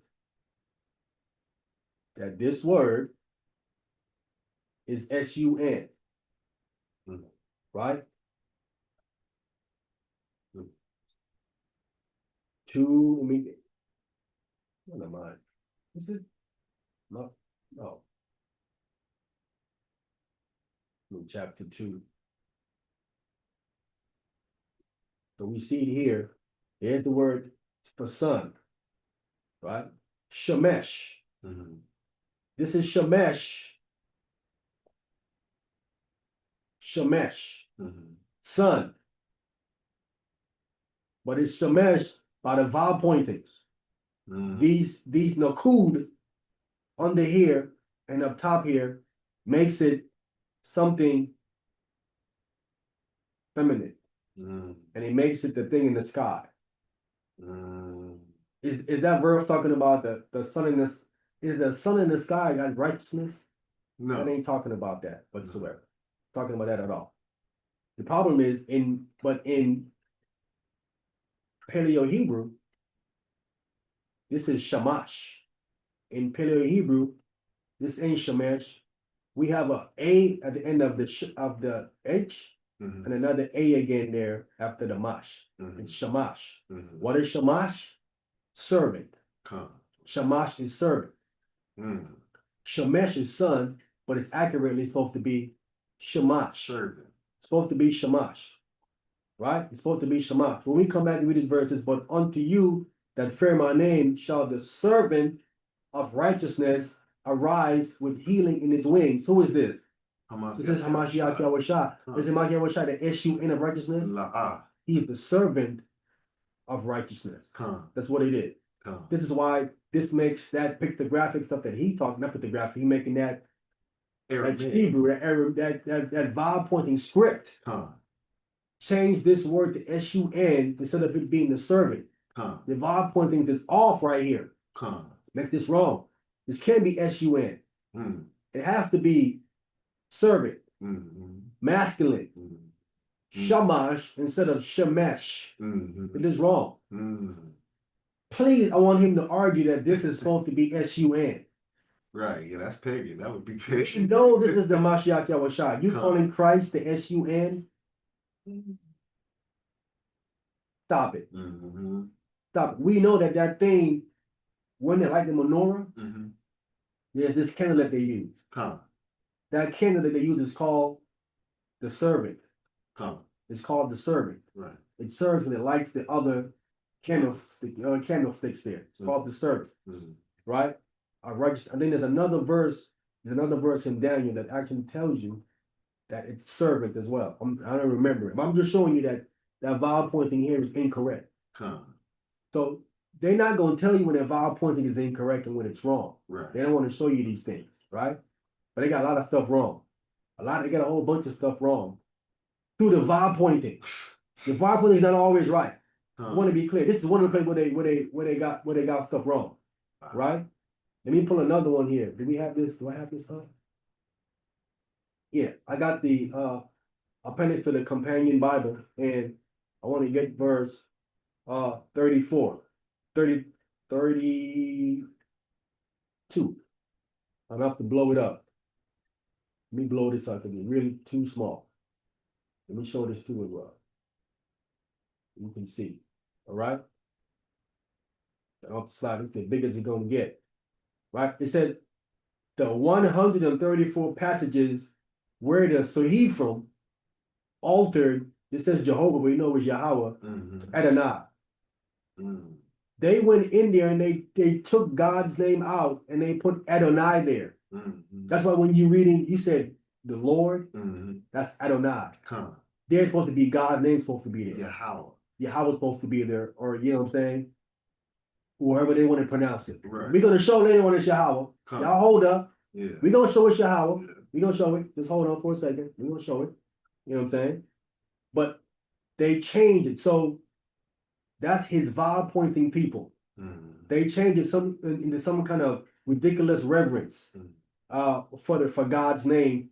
You can't say God's name out loud or around everybody. You can't say God's name like that. When God said you're supposed to swear by my name, he wanted his name to be known. Can we get a book, chapter, verse where God says to hide my name? Don't say my name in front of Gentiles. Listen, he believed Gentiles can be saved, right? So why you hide the name? Right. Why you hide the name then? They would have to know his name. They have to know his name. He hide the name. Cause the dude asked him. He asked him, "What's God's name?" He said, "We don't say God's name out. We don't. That's oral tradition. That's oral Torah stuff. They're the one that do that." And it says out of some extreme but mistaken reverence for the ineffable name, Yahweh, the ancient custodians of the sacred text substituted in many places Adonai. They took it out, and all of the places right here. Right? The official list given in the Masorah. The Masorah is they have this writing around every single manuscript, right? And around a manuscript. And in this writing around this manuscript is called the Masorah. They document in there the middle verse. The beginning verse, the middle verse, and the end verse. So when it's copying it, he know if he got it correct, right? It's numbered and stuff like that. Okay. It's all, and then it's called the margin, the Masorah in the margin. It's all kind of information in the margin. Oh, okay. All kind of information in this margin, but it's like a fence around every single like page or document, right? Or into some verses, and they call it the Masorah. He said the Masorah contains 134, but it's actually really more than 134, right? And what's interesting about this is that when we come down here to Ezra chapter 10, verse 3, God's name is there in Ezra chapter 10, verse 3. How important is that? It's important because they think when Ezra was telling the people to put away the mixed child and the mother, they saying Ezra's doing that, right? I think Ezra's doing that, but no, the text actually said originally God told him to do that. God told him to do it, not Ezra, because there it says Adonai, right? My Lord, me talking about Ezra. Right. But if you had Yahweh's name that it's supposed to be, right, it's Yahweh that told him to put away. Let's read Ezra chapter 10, verse 3. It's Yahweh that told him to do that, not Ezra. We're going to read it. Ezra chapter 10, verse 3. We're about to pull it up right now so you can see.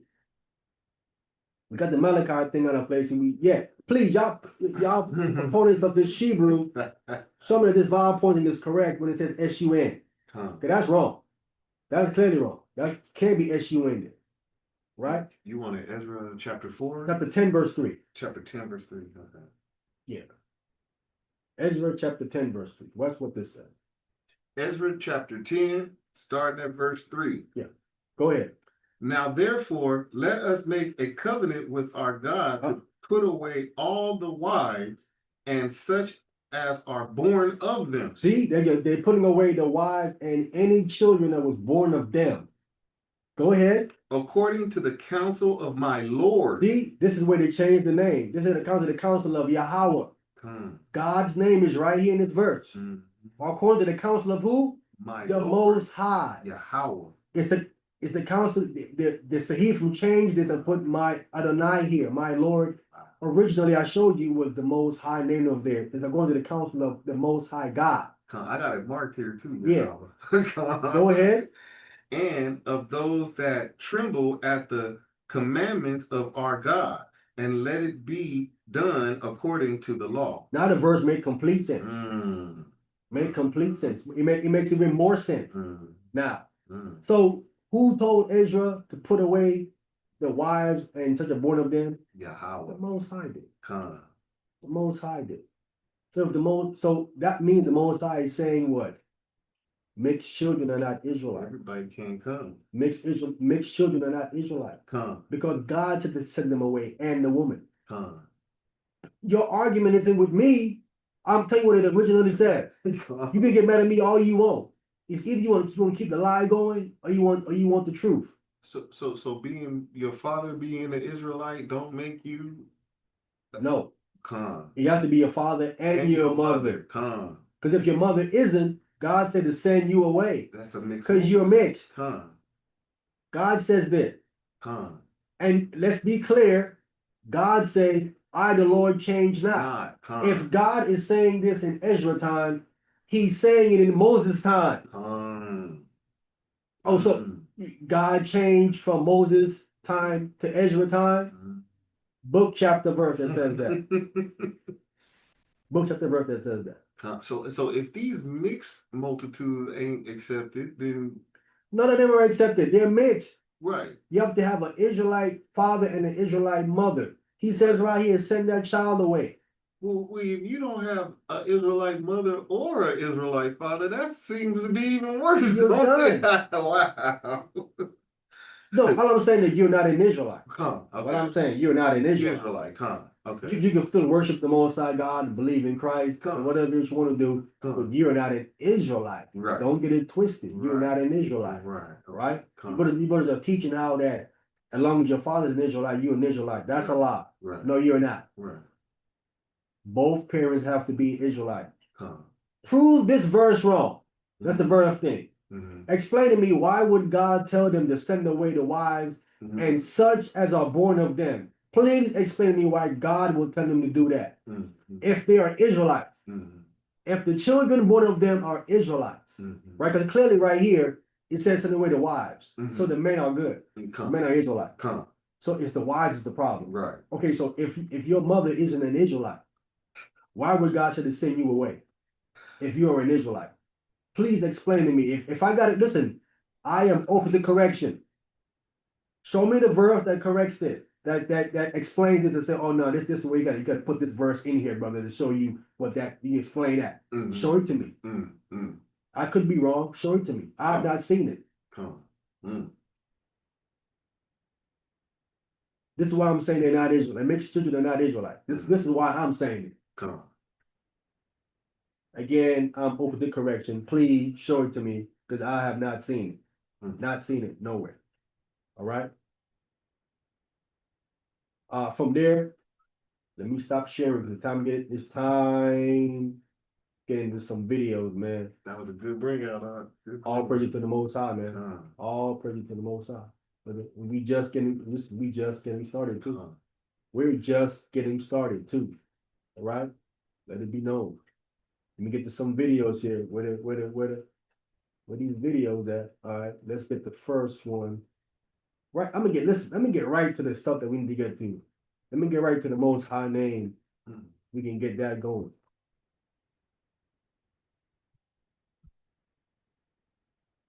Now, what we've discovered. Let me back this up right quick.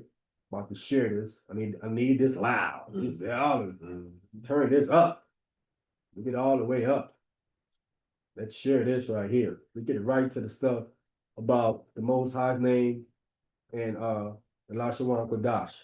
Right? Let's get right to it. Get right to it. Let's do it. For those that don't know, this is Nehemiah Gordon. Right? This man right here is one of the translators of the Dead Sea Scrolls. Again, oh, my bad. Dr. Nehemiah Gordon. Let's get it clear. One of the translators of the Dead Sea Scrolls. Zion Lex don't know more of that box Hebrew than him. He knows different script of that. Zion really only know the Paleo and he knows that Syrian script. He knows Cursing. And then there's a couple of more things that he knows script of Hebrew that he knows. You know what I'm saying? But here's what he says right here. Let's play this. Right? Now, what we've discovered is that not only is there the common, what's called Tiberian pointing. That's the Bible. Anybody who's ever seen Hebrew, they've seen Tiberian pointing. There was an entire second group of Jewish Masoretes, that is, Bible transmitters in Babylon. And the ones in Babylon, they were the descendants of the people who came over in 586 BC when they were. Right? These scribes, they're the descendants of the Israelites that came from Judea in the land, Okay. right? In about 586. So these are Israelites, right? These scribes are descended from people who came out of the land, right? And they have a different vocalization, right? How would they have a different vocalization? They're descendants of them, right? Exiled by Nebuchadnezzar, and they preserved the Bible independently of what was being kept in Israel. And in their Bibles, they use a different set of vowel points. Their vowel points are all written above the letters, and they're called, therefore, supralinear or above the line vowel pointing. Superlinear or above the line vowel pointing, different from the Nakud, from the Tiberian vowel pointing system, right? They're only above the line. And when they're above the line, right, they make this strong long sound. A, I, O, Okay. right? Okay. Above the line. Not every one of them, but a lot of them have this long A sound to them, right? Ah, ba, ga, da, ha, right? I'm showing you.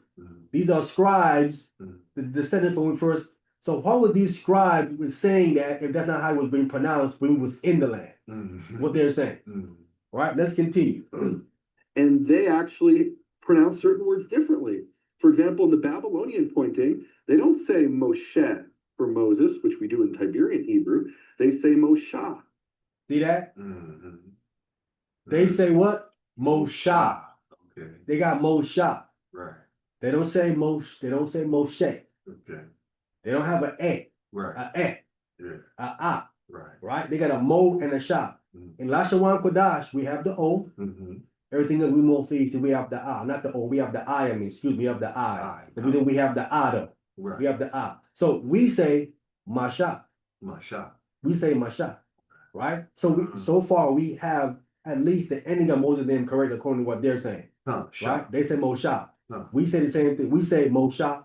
They just use the O in the front and the A at the end. We got two A's. Right? I'm going to explain why. Later on, we're going to see why I'm saying we have two A's. Right? So we have affectation from actually scribes from our people that came from the land, and they're telling us they have an A sound. Let's be clear. Let's continue. In fact, they don't even have an S sound. They don't have an E sound. They don't have an S sound. So that's telling us when we was in the land, Hebrew spoken never was spoken with a S sound. Got you. No S sound. None. Because they don't have it. Which is really interesting because a Babylonian Jew could never say Yahweh. A Babylonian Jew, a Babylonian meaning the Israelites when they came in there, they could never say Yahweh. Right. There's no S sound. None. Because there's no "eh" in his language. It doesn't exist. Doesn't exist. That would suggest then that when it was spoken in the land we was in there, we never had a pronunciation of an "eh," nothing. Nothing "eh." Versus this Tiberian pronunciation, they have a whole bunch of "eh" all over the place. That means that the "eh" had to have been what? Added. It is an added pronunciation or a sound that we never had for these scribes that don't have it in their vocalization. They don't have it. Otherwise they would. So that's added. So now I'm showing you that that "eh" sound in the Tiberian pronunciation has to be a violation of Torah, because God said, don't add to my words or take away from it. You just added a sound, an S sound, right? And we ain't got that in the Paleo. We don't have that in the Paleo Hebrew, but you do. So you got work to do too on your side. Let's continue. This Babylonian vowel system was continued. That is, this separate dialect of Hebrew survives both among the Jews of Babylon, of Iraq, and the Jews of Yemen. And the Jews of Yemen. The Jews of Yemen is the oldest Israelite community. Oldest. Okay. And they have that pronunciation. They don't have an "eh" neither. Wow. He's naming two of the oldest community that preserve the vocalization. They don't have an "eh," according to what he's saying. So the Jews of Yemen could never say Yahweh because they don't have an S sound. They don't have that sound in their language. They say Moshe, not Moshe. They say we are close to their vocalization right? Moshe. Versus to what your vocalization of Moses is incorrect. We say Moshe. We say Masha. Masha? We say Masha. Okay. They say Mosha. Moshe. So we're close to their vocalization that they had, Okay. right? Yeah. We're gonna say, Yeah, because it's Masha. Yeah, it's Ma. yeah, we close to their vocalization and the Tiberian thing, Right. right? Let's continue. And so we found so far 3 Bibles with Babylonian pointing that have the vowels Yehovah. So we have this from 2 different rival camps, the Karaites and the Rabbinites. We have it from 2 different dialects of Hebrew, the Hebrew used in Israel and the Hebrew used in Babylon. On top of that, Michael, we have early references to the fact that the vowel points, whether they were written or not, is a matter of dispute. Most scholars claim they were only written around the year 600 AD, but they weren't invented. In other words, the vowels, whether they were written or not, were part of the text of the Bible that was immutable. It couldn't be changed. And We agree with that, right? We went over some. Mm-hmm. I thought I was showing you when they have that wa, right after that la, Right. la wa ma, Right. right? Right. That was a vowel put in there, double as a vowel to make that thing right. Either future it was dealing with, right? Right. Or future, or it was a verb, Come. ing, right? Learning, Right. all right. So we agree with that. And we know that because in the Talmud, there's a story, a number of stories, but a key one I mentioned in my book, Shattering the Conspiracy of Silence. It's about Rabbi Joshua and Rabbi Gamliel. This is the grandson of the Gamaliel that Shaul studied under. This is Gamaliel II, around the year 89 or 90 AD. He has this, there's this whole incident, I won't go into the story, but what comes out of that story is that it's clear that if the rabbis wanted to change the vowels, they were not able to. They make reference to the fact that the vowels are a certain way in a verse, and they say, let's pretend it says something different, but we're still going to read it the original way in the synagogue. Well, why not just change the vowels? If the vowels were invented later and aren't codified in some set way, in other words, I don't know if they were written down or not, but it's clear they couldn't change the vowels if they wanted. Now, if you'll Right. So they didn't change the vowels, but the pronunciation. The pronunciation that they come with, that ed pronunciation is new. Okay. That is new. You know what I'm saying? And there was what they were trying to preserve how it was spoken.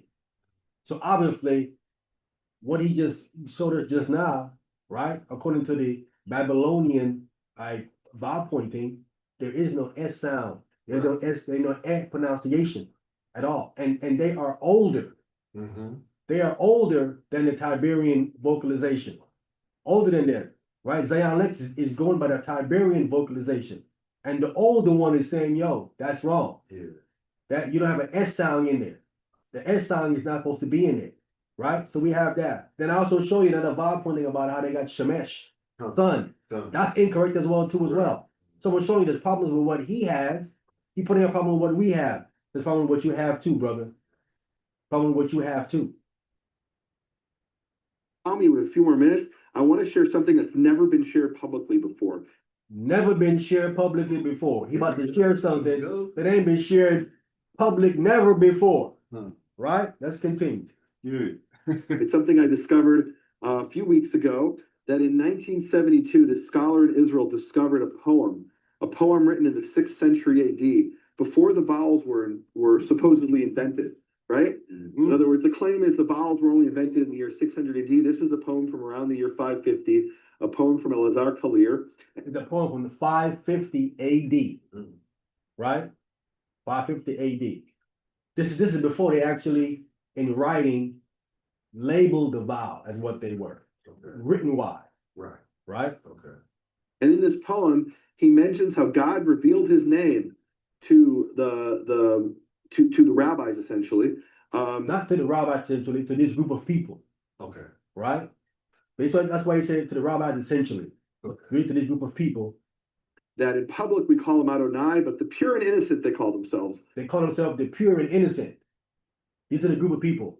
They call themselves the pure and innocent. These are the people that are saying how God's name is pronounced. The pure and innocent people, right? That sounds like followers of Christ. Right. Because they were the one that was hunted down, right? Thrown into jail, thrown into the arena with animals, right?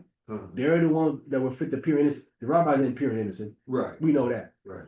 So they call it the pure and innocent, they sound like Christ's followers, Huh. right? He said the people of Adonai. Did he just say that? No, the people of this particular area, what they call themselves, Okay. right? The pure and innocent, right? Know the secret of the name. It was a secret by the 6th century. And it mentions how you taught us to pronounce your name with a kamatz lip.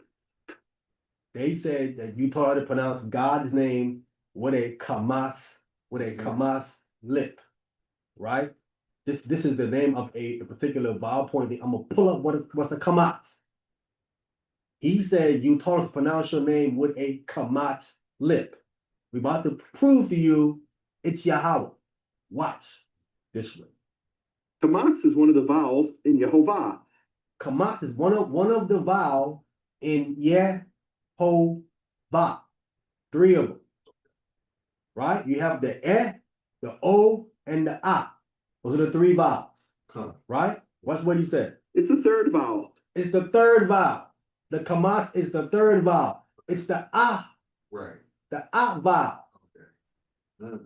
You told us to pronounce your name with a kamatz, with the kamatz sounding. Wow. The A Wow. pronunciation. Notice they don't say with any other vowel. Wow. He just says with the kamatz, just the A. Wow. And this is indisputably the earliest references to vowels by name. It's the earliest reference to vowel by name. The earliest. The earliest. God's name is pronounced with a kamas, and we know it's a sound. He don't mention any other vowel sounding at all. These people here. Watch what I mean, we have references to the vowels existed in, like I said, in the Mishnah in around the year 90 AD. But the vowels by name, any vowels, this is the earliest reference. the earliest reference. So now, if the earliest reference to the name is with a I, if we have the tetragrammaton, YHWH, what vowel you put between those 4 letters? The I was spelled in what? Yahweh. It was spelled Yahweh. We just showed you right there. Right. They're saying the name is pronounced Yahweh. It's only one vowel in between all those 4 letters. Right. It's Ah. Yahweh. Yahweh. From a scholar.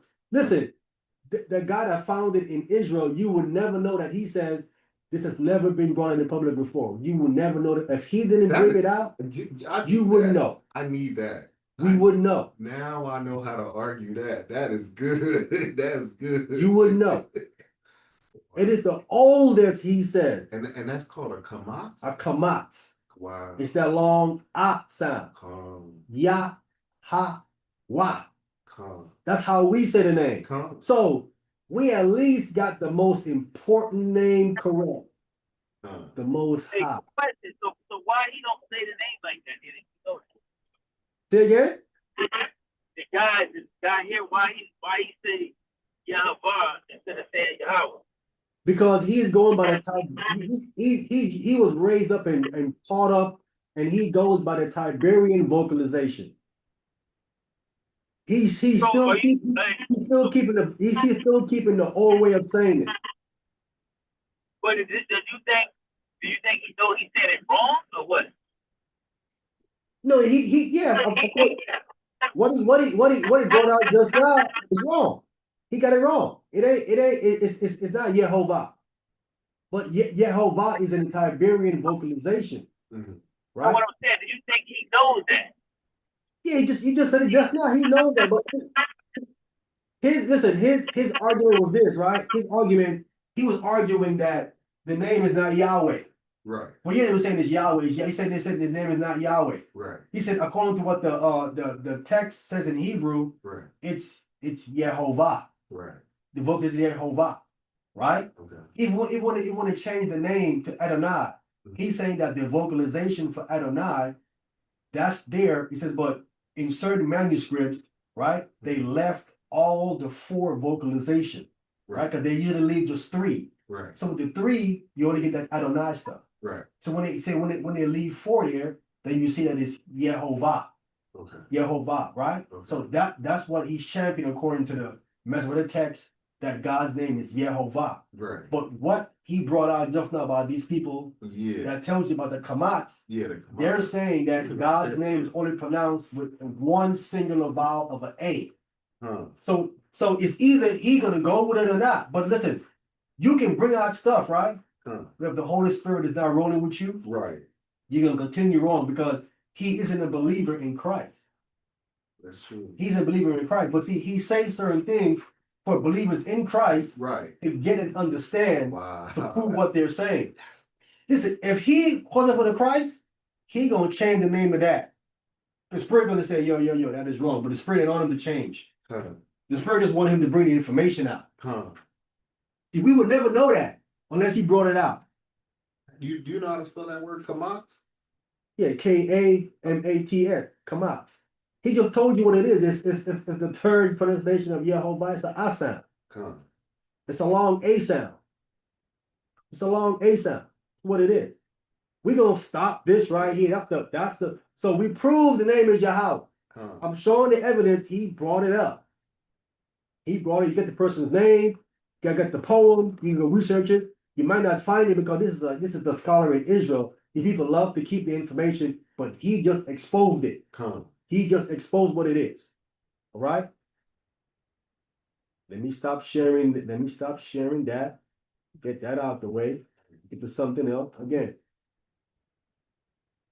we're doing it, man. Mhm. All praises to the Most High. Praises to the Most. I think that guy Michael Rod, I think he has a breakdown on that. Hey man, so you kind of low, bro. You got like in the background something that can really make out what you're Yeah. saying. I'm bad. I was saying the guy Michael Rod, I think he got a breakdown on that too. You know the guy with the calendar? Yeah. Yeah. All right, let me go ahead and let me get to the to the hot seat with Zion Lex. Y'all watch this right quick. This guy done lost his mind, bro. Bring this up. Hold up. Let me share it. Y'all can see this.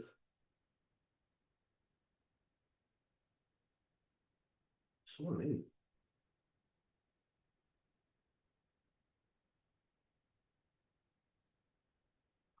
What is it? Okay, I'm sharing it. All right, let's get it. Okay, this is an interview when he came on Debate Talk for You. Said this about 4 years ago. It seemed like it's longer than that. I had a chance to ask him some questions when he came on. Gabar went first, and then I came afterwards and I asked him some questions, and I just clipped me asking him some questions, right? And again, here, I am not as fluent as I am today in my Paleo Hebrew. Not as quick as I am today with it. All right, want to be clear. You ask me about some Paleo Hebrew, and I'm going to be like a little trying to find it. I wasn't as advanced as I am 4 years ago, right? Just want to be clear. As far as the Hebrew is concerned, I want to touch on the Hebrew right quick because I am a proponent of Lashawan Qadash, and I've never heard what you said just now about it was taught that there's no vowels in the Lashawan Qadash. I've never heard that before. You were saying 4 years ago that it was no vowel. Mm. And I never heard that. I know back then we had at least 2 vowels. Mm. He said no vowel. I'm like, no vowel? What? I know we have an A, and an I for sure. So he was taught back then, they said they had no vowels. Then today he's saying that he heard they got 2 vowels. Right? So 4 years ago he was saying it had no vowels. First time ever hearing that. You know what I'm saying? So I'm originally I come out of the One West. I came back in '94. And me personally, I've never heard what you said just now. That's not there is no vowels in the language. So that's new to me. But new to me. My question to you comes from the Torah, as far as the Masoretes. According to the Torah, it said you cannot add to the Torah, take away from it. Would you consider the Nakud and all these vowel pointing that they have added to the language? Would you consider those in addition to would that be a violation of Torah? Absolutely not, because first and foremost, it doesn't affect the actual Torah, right? Okay, you don't affect the actual Torah, The okay. commandment is that we should not add unto the Torah, meaning the laws, the teachings. The system of Nikud or Nekudot is not adding to the Torah at all. I just showed where they changed the word shamash to son. It's supposed to be servant. I showed you that in Malachi chapter 2. So it definitely it changed there. I can show you some other places where they changed it as well. They literally changed the text. I can show that. Don't get it twisted. I can show it. I just showed you 134 places where they changed God's name to Adonai. That ain't changing the text, the meaning. And I showed you how, and what they changed there in Ezra 10:3, it can make it look like Ezra did that and not God. That is a dramatic shift for you to think, oh, a man did that. We ain't rolling with that. A man did that. So you have a doctrine to say, wait a minute, if Ezra did it, then these children are still Israelites because they mixed.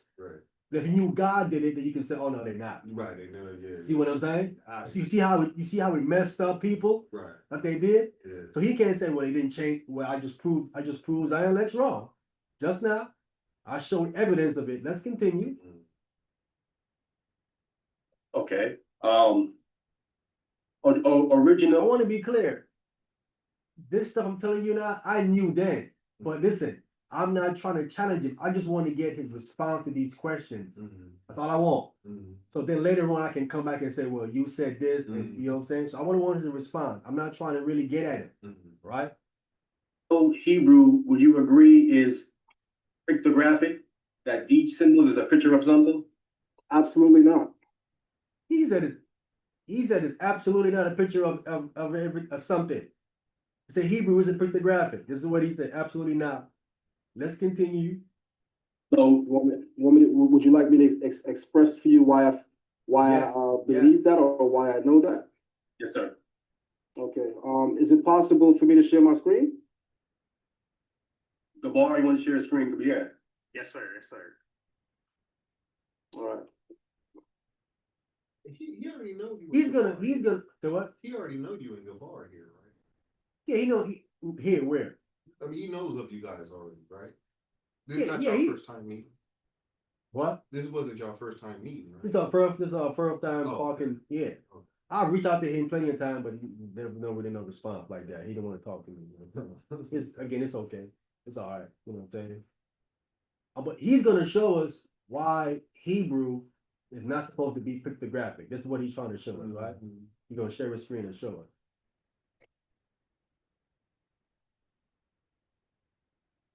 Because I want to see this.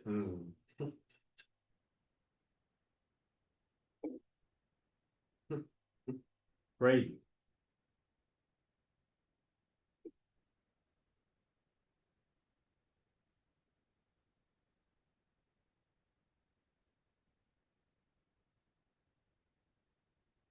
Y'all just dead silence.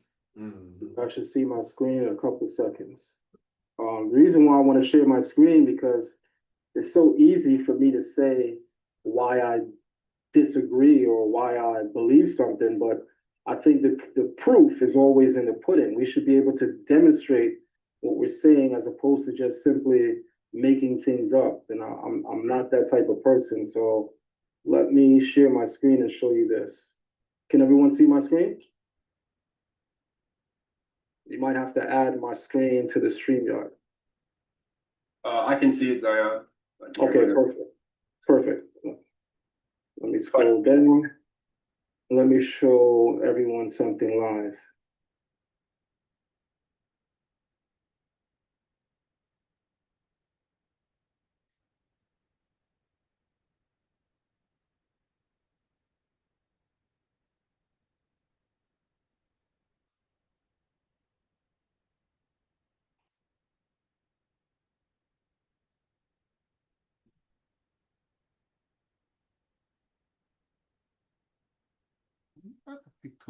Okay.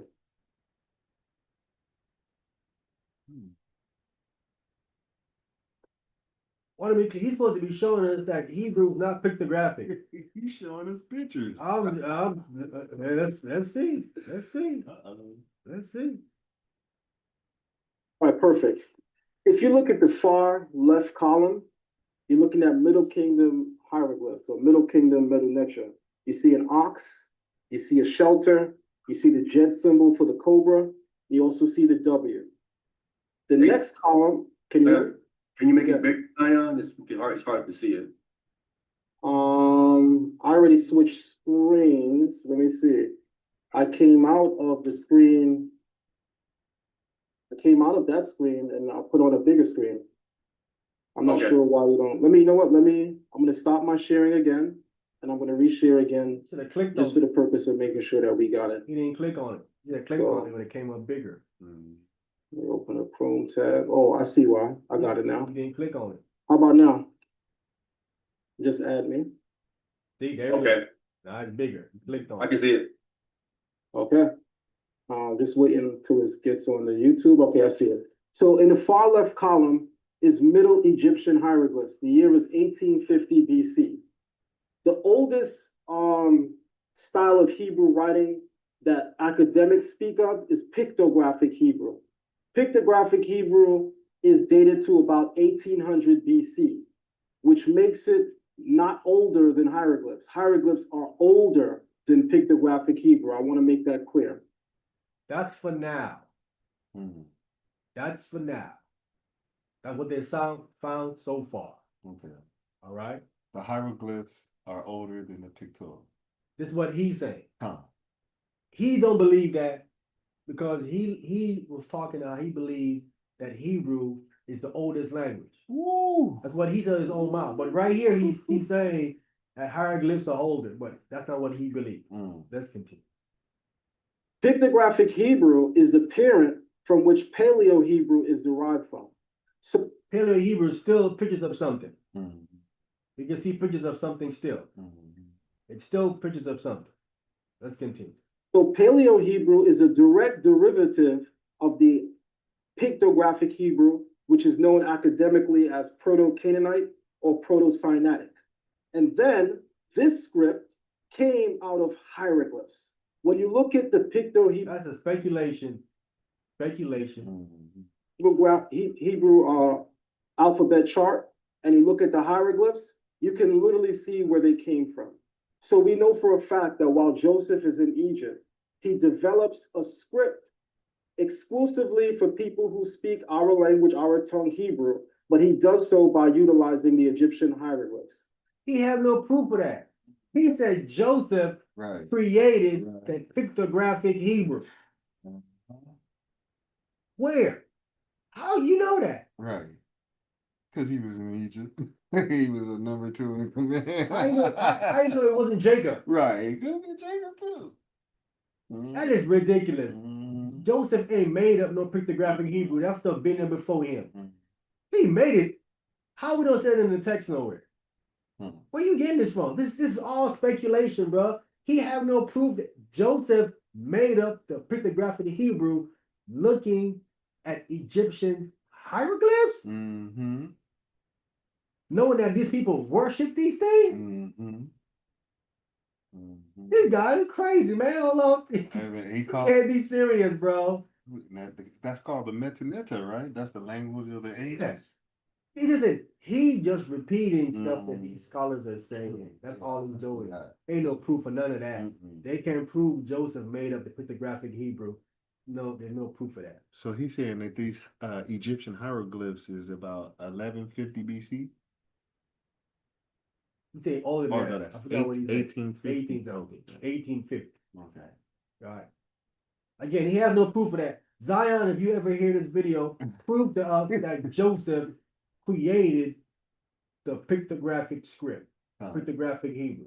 Prove to us. Show us the evidence of this. The only people scholars say, where's the evidence that Joseph did it? Now, why is that problematic for us? Because Israelites are actually referring to Paleo Hebrew or pictographic Hebrew as the oldest versions of the Hebrew language, which I have to say is bad scholarship because both of these scripts derive from hieroglyphs. So That's again speculation. Just because they look alike doesn't How could it, is it possible that they already had that already? Mm. Is it possible that they had that already? Mm. Just because they dated later, Mhm. he gonna say, well, it has to be, took it from them. That's not necessarily true. That's not, Right. that's not proof. No. Come on, man. So I know for a fact that there is a Hebrew script even older than hieroglyphs. Contradicting his own self, is he not? Mm-hmm. But he's saying it's not the one we know. He said there's a Hebrew script older than Hebrew that is older. Right. You say, oh, the pictographic script specifically you're speaking of. Okay, what Hebrew you saying is older than hieroglyphs? But it's not Paleo Hebrew, nor is it pictographic Hebrew. So to answer your question vividly, of course, I reject the notion that Paleo Hebrew is the original language of the Hebrews, or excuse me, the original writing of the Hebrews. Absolutely, because I understand the chronology and the timeline. Paleo Hebrew is a direct derivative of pictographic Hebrew, and pictographic Hebrew is a direct derivative of hieroglyphs. So if you accept Paleo Hebrew and pictographic Hebrew, then you also accept the Egyptian hieroglyphs. That is a lie. See what they're trying to do? You see what they're trying to do? Just throw them all into one. So he don't accept Paleo Hebrew, Right. because Paleo Hebrew comes from pictographic Hebrew, Right. which comes from Oh. could come from Egyptian hieroglyphs. Oh. So that's why. So he's going with the Aramaic script because he's saying, well, that comes from a pagan people with a pagan script. So I'm not dealing with that. Wow. I'm going to deal with the Aramaic script, which come from the same thing. The Aramaic are a bunch of pagan people. Right. Right. So they make their script pagan too as well. So I don't know the wisdom there. It'll make no sense at all. And again, it's always speculation that pictographic comes from hieroglyphs. That's always speculation. You don't know that. Well, so what is this the Egyptian alphabet too, right here? This is the Egyptian alphabet? That's not an Egyptian alphabet. That's just certain Oh, okay. Oh, yeah. Okay. pictograph Okay. that's in there. Again, they have not deciphered all of them symbols there. Because I mean, well, this looks like a abaga right here. Those are just part of it. Listen, those are just symbols that he separated Gotcha. out. But these things usually have other symbols together. Okay. Okay. They all got symbols together. Yeah. Yeah. Right? Okay.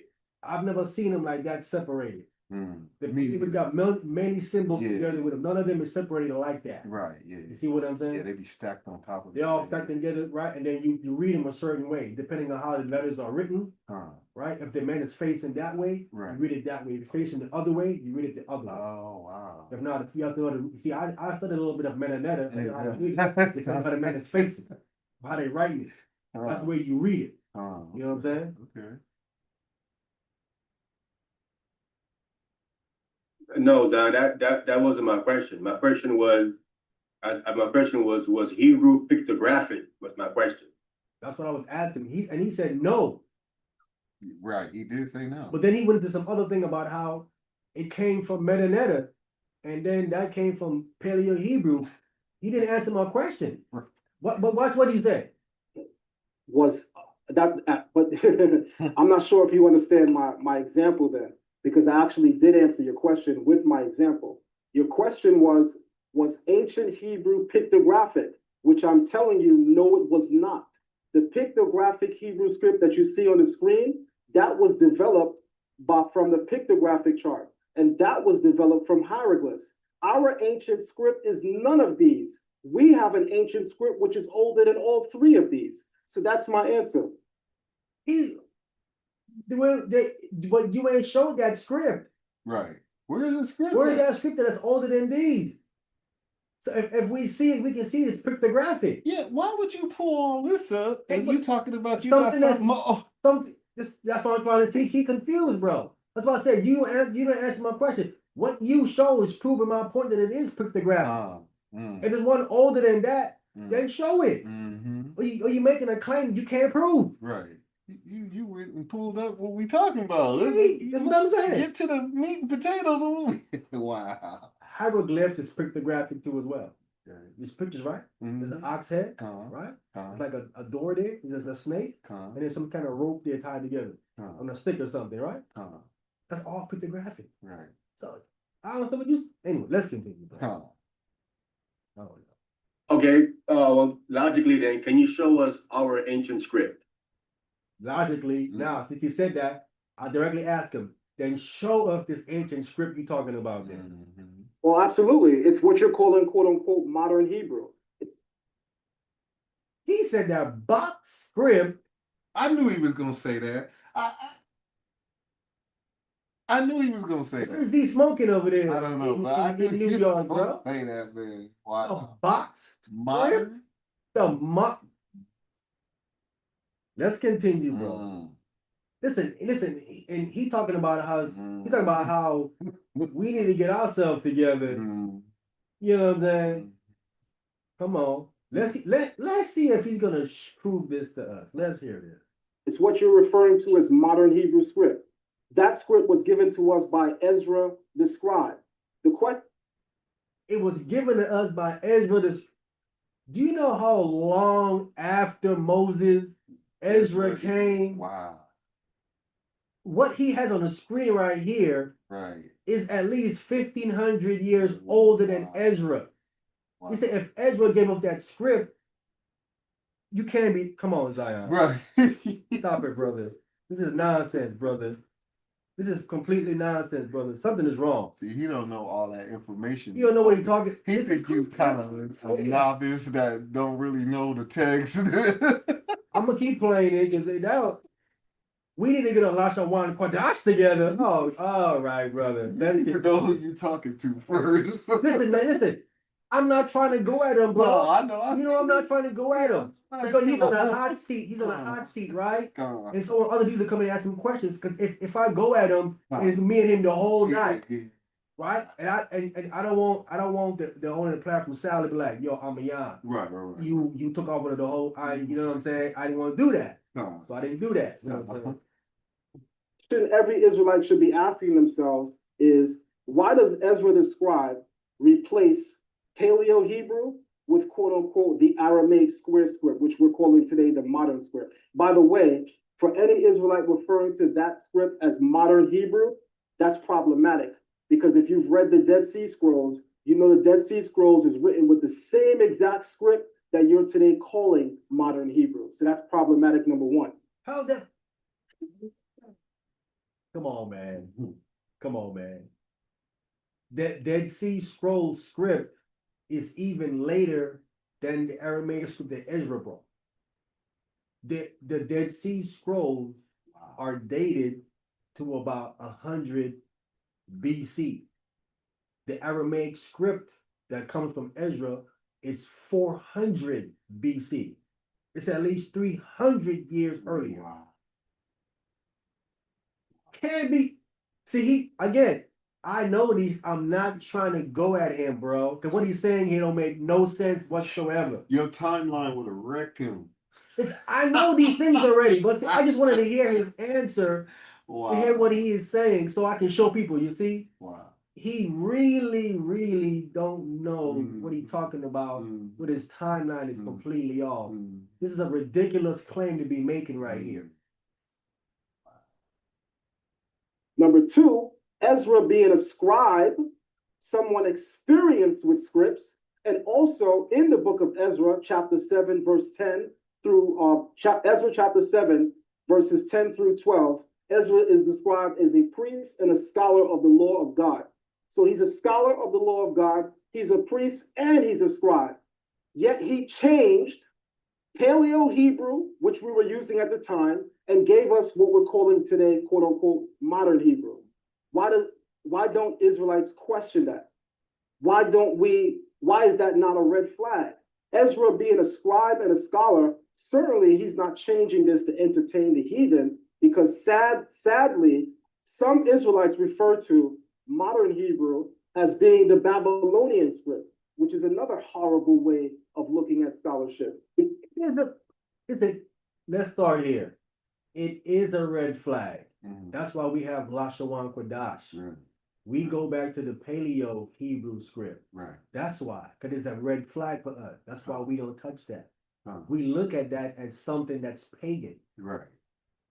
It comes from, listen, you can't argue that the script, we got it when we went to Babylon. Right. We went into another nation's country for 70 years, and we came back with another script. That should be a problem for you. We left with a Paleo script and came back with a box script. And that is a problem for you? What is wrong with this guy right here, bro? He said Ezra, oh, so because Ezra changed it, I mean, he said, right? You serious? Come on, man. Come on, Zion. You smarter than that, bro. You smarter than that. So he don't think Moses is responsible for the alphabet and all. He's saying Ezra. See what he's Ezra. Wow. He said Ezra changed it, and he's saying that it isn't a Babylonian script. Who was saying that it isn't a Babylonian script? It's an Aramaic script from Babylon. Right. It isn't? Let's continue. Wow. This is crazy. Wow. He's saying a lot, but offering us no proof. No, he's just talking. Wow. Because the Babylonians used cuneiform.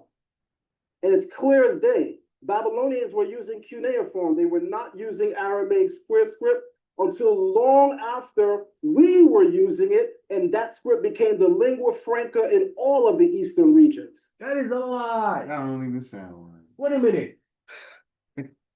If the Babylonians was not using a Aramaic script, a box script when we was in Babylon, then how did we come out with it then? Because we went in with a Paleo script. Right. So then if the Babylonian was not using a Aramaic script, then how did we get it? How is Ezra going to change something that's not in Babylon? So he claiming in Babylon was the cuneiform script. Then how come Ezra didn't come out with a cuneiform script? How can you change something that's not even in your area, in your vicinity? You saying God came to him in Babylon and say, hey, change the Paleo script to this box script because the Babylonians are using a cuneiform script. So I want you guys to go back to the old script, to this box script. Wow. Hey, get out of here with this nonsense. This is ridiculous. This is he called this scholarship. Listen, there ain't a scholar that would agree with him that when we went into Babylon, they wasn't using a. Listen, here's how crazy it is. Listen, here's how crazy it is, Izar. Wow. Right? Listen, Daniel, the book of Daniel. You know, Daniel is written in Aramaic and Hebrew. That means when Daniel was in what? Babylon, right? When he was in Babylon, right? There was an Aramaic script. Because half the book, more than half the book is written in Aramaic script. Right? That's when he was in Babylon. Wow. Come on, bro. You can't listen. You can't listen. He It's crazy. listen. Daniel went into the Babylonian captivity before the rest of the Israelites went in under Nebuchadnezzar. He went first. Wow. So Daniel is in Babylon before the rest of the Israelites. When Daniel was in Babylon, there were still Israelites in the land. Still Israelites in the land. So when he is in there in Babylon, there's obviously an Aramaic script. Come on, bro. Stop it. But in that era, when Ezra changed the script from Paleo Hebrew script to quote unquote Aramaic script, no Babylonian was writing in that script. Babylonians affectionately wrote in cuneiform. We have several writings that the king of Babylon exchanges with Egypt and even the Canaanites in cuneiform. So we know they weren't using Aramaic. However, if we're really familiar with scriptures, in the book of Daniel, chapter 5, the prophet Daniel reveals a script. The night that Daniel reveals the handwriting on the wall is the very same night that the Persians, the Medo-Persians, take over the kingdom. Shortly after that, Ezra introduces a script nobody's seen. First of all, the script that was in the book of Daniel is Chaldeic. It's a Chaldeic script. That Mene, you know what I'm saying? Absalom in there. That's a Chaldeic script. That's the Chaldeans. That's not cuneiform. Wow. That's not cuneiform. Prove that's cuneiform. Mene. Okay. Wow. That's not cuneiform. Wow. Stop it, bro. Wow. So what script do you think it was that Ezra introduced? He introduced the same handwriting on the wall, which today we're referring to as modern Hebrew, which again I say is problematic. That is a lie. That is the script on the wall. It says it's Chaldean. You don't even call it Aramaic. Right. Stop. Let me show it. Oh man. Dude, bunch of lies, bro. Hmm. I'm just showing you what I have. He gonna come show something different. Let me. How far are we? Oh, we way. Oh, we got a lot more to go in this video. I gotta stop and show this. Let me stop and show this. Because this guy right here is gonna continue to lie. He's gonna continue to lie. You know what I'm saying? That's a lie. That is a lie. That's a lie. Let me go back to the Bible. I'm gonna do this live. Everybody can see it right quick. All right. Oh, get that verse for me so I can just pull it up right quick. It's in Daniel's chapter. I'll pull it up. Let me go right to it. I'm just show you what it says. Okay. So we can be clear. Right? Because Daniel, so it's Daniel chapter 5, verse 25. Daniel chapter 5, verse 25. I'm there. All right. No, I want to show it so they can see it. Okay. I'll open the I'm gonna show what I had, what the another Hebrew scholar said in it. All right, doing this live. So you can see it. So we want to go to the book of Daniel, chapter 5, verse 25. Daniel, chapter 5, verse 25. It's when, what does this say about that? What that is? Let me show it. Let me stop this nonsense.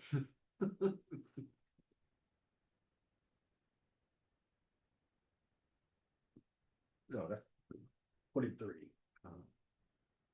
25, right here. Meaning, numbered, figured, or speech. Right? Meaning, says it right here. Meaning, all of it right here. Right? Then it says, Tekel Wade. It says right here is what? Chaldeic. Yeah. It says in Tekel. It says compared Hebrew shekel. Hebrew is shekel. This is Chaldeic. It said. Okay. This is what it says right here. That's Again, it says Chaldee, meaning. Numbered in. What it says right here. I'm showing you what another scholar said. Right. It says it's Chaldean. Right? It Mm-hmm. doesn't call it Aramaic. It calls it Chaldean. I'm showing you what I'm not talking, I'm showing proof. You see it right here. Stop it. Let me go back to the video. All right. Well, what he talking? He just talking, bro. He ain't got no proof of none that he talking about. Go back to the video. Israel came with some box script. Anyway. Because how in the hell can we refer to it as modern when it's the same script used to pen the Dead Sea Scrolls? It's after Ezra, that's why. It's after Ezra. That's why we're calling it modern. It's still after Ezra. It's about 20 years after Ezra. But he's saying it existed before and it was lost and then we brought it I'm back. gonna ask him, watch. I'm gonna ask him. Listen, here's what he's not telling you about the Dead Sea Scroll. He won't tell you about the Dead Sea Scroll. Okay. Which he can't argue. The Dead Sea Scrolls keeps God name in what script? Paleo script. It calls them your house. So why would the Dead Sea Scroll keep God in Paleo script? Good. If you saying that script is supposed to be the right script, Right. why would they left the most important being in existence? They left his name in what script? Paleo script. Lashawan Qadash script. Wow. Explain that to us, Zion. Because listen, I think I'm gonna ask him this right here too. I'm gonna ask him. I'm gonna ask him and play it. Let me see. I'm gonna show you what he's saying is incorrect. Okay. my next question is, what script did the Most High write the Ten Commandments on and handed it to Moses? Mhm. Excellent question. So our oral tradition states to us that Our oral, listen, he going to oral tradition. This is what he learned them. He can't be serious, bro. Whoa. Or stop it. Mm. We know the Messiah was vehemently against that tradition. Mm-hmm. He said our oral tradition. when the Torah was first given on Mount Sinai, it was given to us in quote unquote Aramaic square script. And then later on, when Moses broke the first set of tablets, the second set of tablets were given to us in Paleo Hebrew. It's ridiculous, bro. So These are lies. he just said the Most High changed right there. He changed the script. The first time he gave it to him in Aramaic. Why would he do that? Brother, let's prove him wrong right there. What? Bunch of lies, bro. He changed this. Wow. Oh wow. Yeah, bro. One of those things, Wow. one of those things, Mm-hmm. one of those things, That's a nasty word right there, bro. Brother, can we get Exodus? Mm-hmm. Let's see about that. 30, it have to be 35. Gotta be at least 30. Gotta be 35. Gotta be at least 35.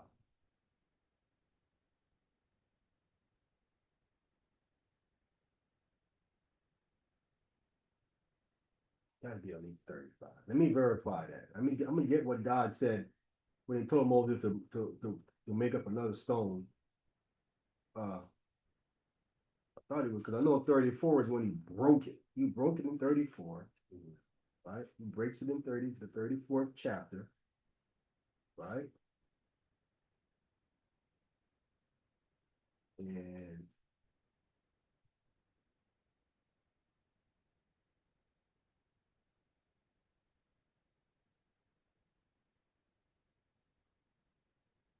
okay, so he breaks it.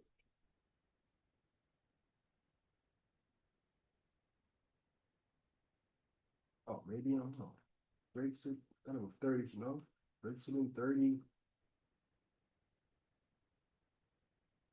34. Huh? He breaks it in 34, right? We gonna get it verified, Mm. verified. No, man, it's not 34. Then it must be 32. Yep, 32. He breaks it in 32, right?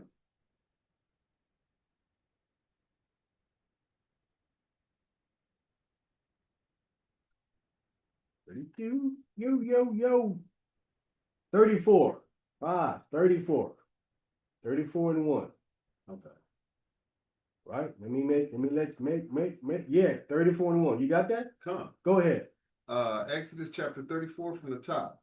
And the Lord said unto Moses, hew thee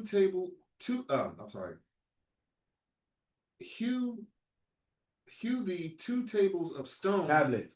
2 tablets of stone like unto the first, and I will write upon these tablets the words of that were in the first tablets, which were breakest, which thou breakest. I will write upon these tablets the words that were in the first tablet. Mm-hmm. He's gonna write the words that was in the first tablets, which she broke. Huh. How you gonna write the words in the first tablet if you're on a different script? Please explain. Explain to us. Explain to us.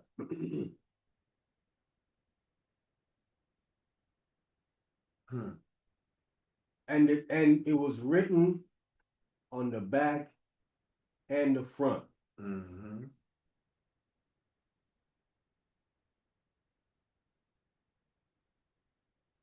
Please, that's why we went to the Ten Commandments ourselves, and we went and we saw it. Mm-hmm. You know what I'm saying? Mm-hmm. For you to have those same words right there, right? You would have to then add you have to then that add, you would have to then take certain consonants and double them as vowels, Mm-hmm. right? Double them as vowels. Con. Same thing would be in the Paleo Hebrew, right? Con. But nothing here in this verse tells us that he changed script. Am I right or wrong? Nothing says it. Anything is that he changed script. You think that one guy specify that he had changed? Right. There's a change in the script. Right. Using the same few stones. If he changed script, then you would think there may be an adjustment in the stone. Right. Wow. The stone have to be adjusted some kind of way. Right or wrong? Right. No, there would not be adjustment in the stone. There would have to be adjustment in the stone. Yes. Because Paleo Hebrew would be, you would say, a little bit bigger than a box script. Yes. Yeah. You're a little bigger than the box script. Okay. It take up a little bit more space. Okay. You know what I'm saying? Okay. It take up more space, right? Because the box script utilize a whole bunch of vowel pointings to reduce different things that you don't have to write. Right. Turning letters into vowels and stuff Right, like right, that. Right? Where in Paleo Hebrew, I'm not pronouncing a little differently. I have to then put another letter there Okay. to make it say that. That's why we were saying about the laya, Yeah. right? Yeah. Labamad, the labamad. Con is You have to added. put another Yeah. letter there, Yeah. which means more space. Right. See what I'm saying? Con. You have to put a Y there. Yeah. The learning now. The learning. Learning. You gotta put another letter there. So we're adding another learning there. You know what I'm saying? If you do it in the box script, you don't just have to do that. Right. You just put a You put a dot. Dot. You put a dot. Con. See what I'm saying? Yeah.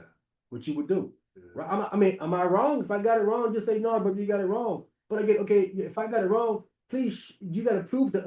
You just can't tell us that the oral traditions say that they changed the script. That's not proof. Right.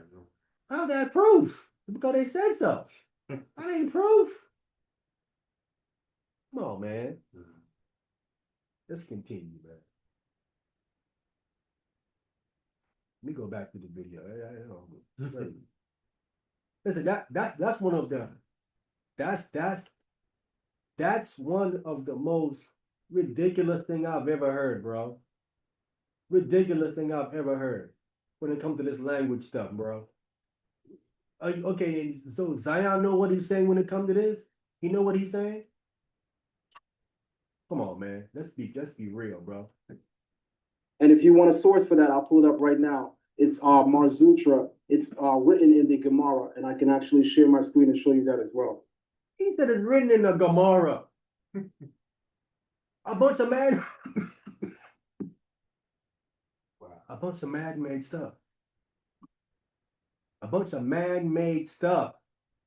Commentary on different things and making stuff up, talking about how Moses received some oral law on Mount Sinai, which none of them can prove. It's a bunch of lies, bro.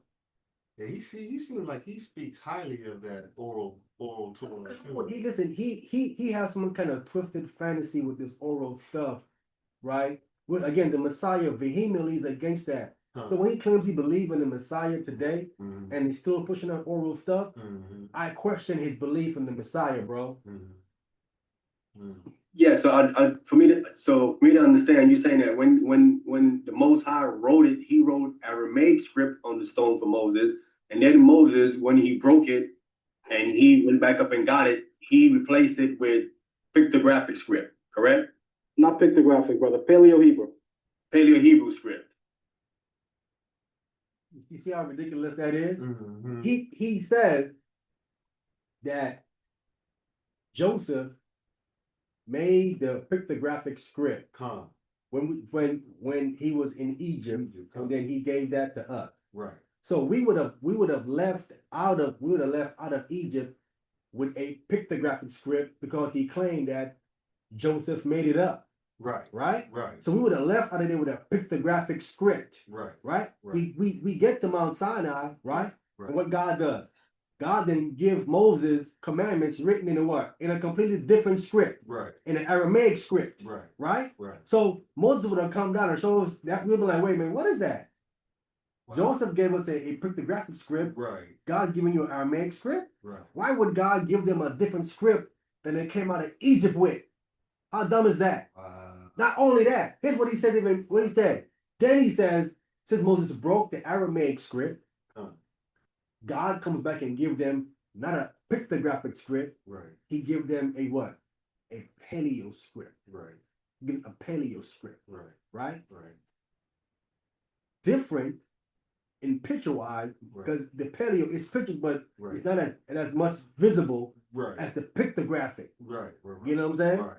The pictographic would have the whole cow head and the whole thing, Right. right? The whole cow head would be there. Right. The pictograph just had the outline of the cow head. Right. So he says now God give us just an outline of the pictographic script that we came out of Egypt with. Mm-hmm. How crazy is that, bro? How crazy?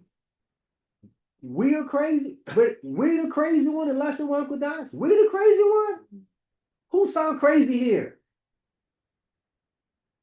Who sound crazy here, bro? That's great. Design legs. Listen, man. Wow. I rather need to work on the Lashawan Qadash Right. than me saying crazy stuff like that. Right. Right. Than me creating stuff like that. Wow. Straight up. Right.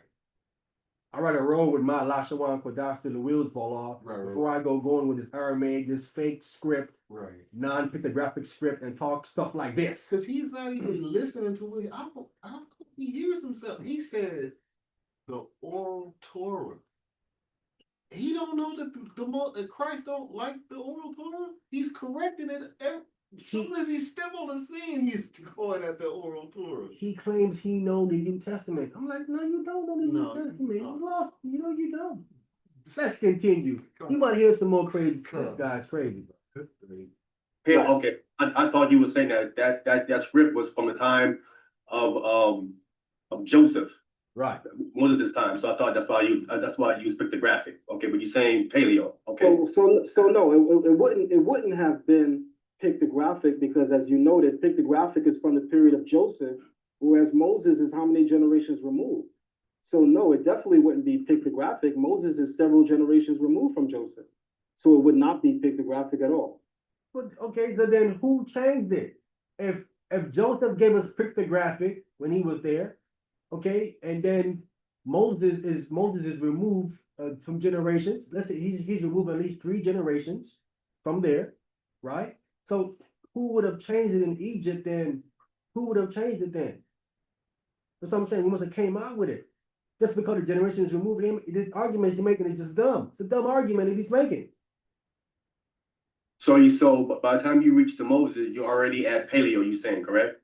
Absolutely not. More importantly, rather than ending the statement with saying what I'm saying, there's enough information online and in scholarly works to attest that this is the fact, because you can find the earliest Canaanite inscriptions written in Paleo Hebrew around the 15th century BCE, which, by the way, let me ask you a question. Do you know what date the Exodus is? Hey, hold it. Hold it. Okay, so the earliest script in the 15th century BC, right, will be when we coming out of Egypt, we're in the wilderness, and we're coming into Joshua. Then it is Paleo. It is Paleo Hebrew, right? You see, he's claiming it's Paleo Hebrew. When you look at these script right there, the script right here are closer to more pictographic than anything else. Paleo Hebrew that they really kind of dated to like time of Samuel. But anyway, okay, no problem. All right. So pictographic is with Joseph time. So by the time we get to Moses, we have pictographic Hebrew, right? Excuse me. So from pictographic Hebrew, God gave us a Aramaic script, which we have no proof of that in the wilderness. When you go into the wilderness that Israel was in, you find inscriptions on different rocks all over the place, and they're Aramaic. I mean, not Aramaic. Excuse me. They are Paleo Hebrew script, right? Yeah, Paleo Hebrew script. All right. So there is no evidence of an Aramaic script nowhere at all. No evidence of it except to what he says that the oral tradition says this, but there's actually no archaeological evidence that actually ever happened. That God wrote in Aramaic script. No, none of that. Even when the hand came down in Daniel, that wrote on the wall. We just said that hand come from heaven wrote on the wall. that hand did not write in the Aramaic script, right? It says a Chaldeic script, right? It didn't call it an Aramaic script, call it a Chaldeic script, right? And that has to be he's writing it really to those people, right? Because wouldn't the Babylon, because the Babylon are Chaldeans. He's writing in their scripture, they know what it said, right? But they didn't know what it said. You know what I'm saying? Like they didn't understand their own language for whatever reason. You know what I'm saying? And so then here come Daniel to interpret it for them, right? So even though it's showing you, and the scholars are saying it's Chaldeic, which I would think they would know what their own language is. You know what I'm saying? Then maybe it wasn't that. Maybe that's whatever it was. They're translating it into a Chaldeic script. After Daniel tells them what it is, whatever we told what it is being put down. You know what I'm saying? Right? But I showed you evidence that it says it's Chaldeic. Right. He don't say it's cuneiform. Right. He claiming it's cuneiform. Where's the evidence that it's cuneiform? What exactly is cuneiform again? Cuneiform is wedges. Make certain wedges in certain directions. Straight, down. Oh, This no, is cuneiform. cuneiform. I know that. Okay. Right? Yeah.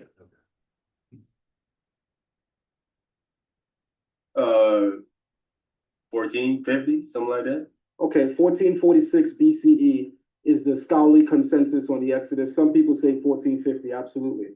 I'm glad you know that. Having said that, the earliest inscriptions of Paleo-Hebrew is in the 15th century BCE, which is the 1400s. And those are in Paleo-Hebrew. So again, we know for a fact that Paleo-Hebrew was around the time of the writing of the Ten Commandments.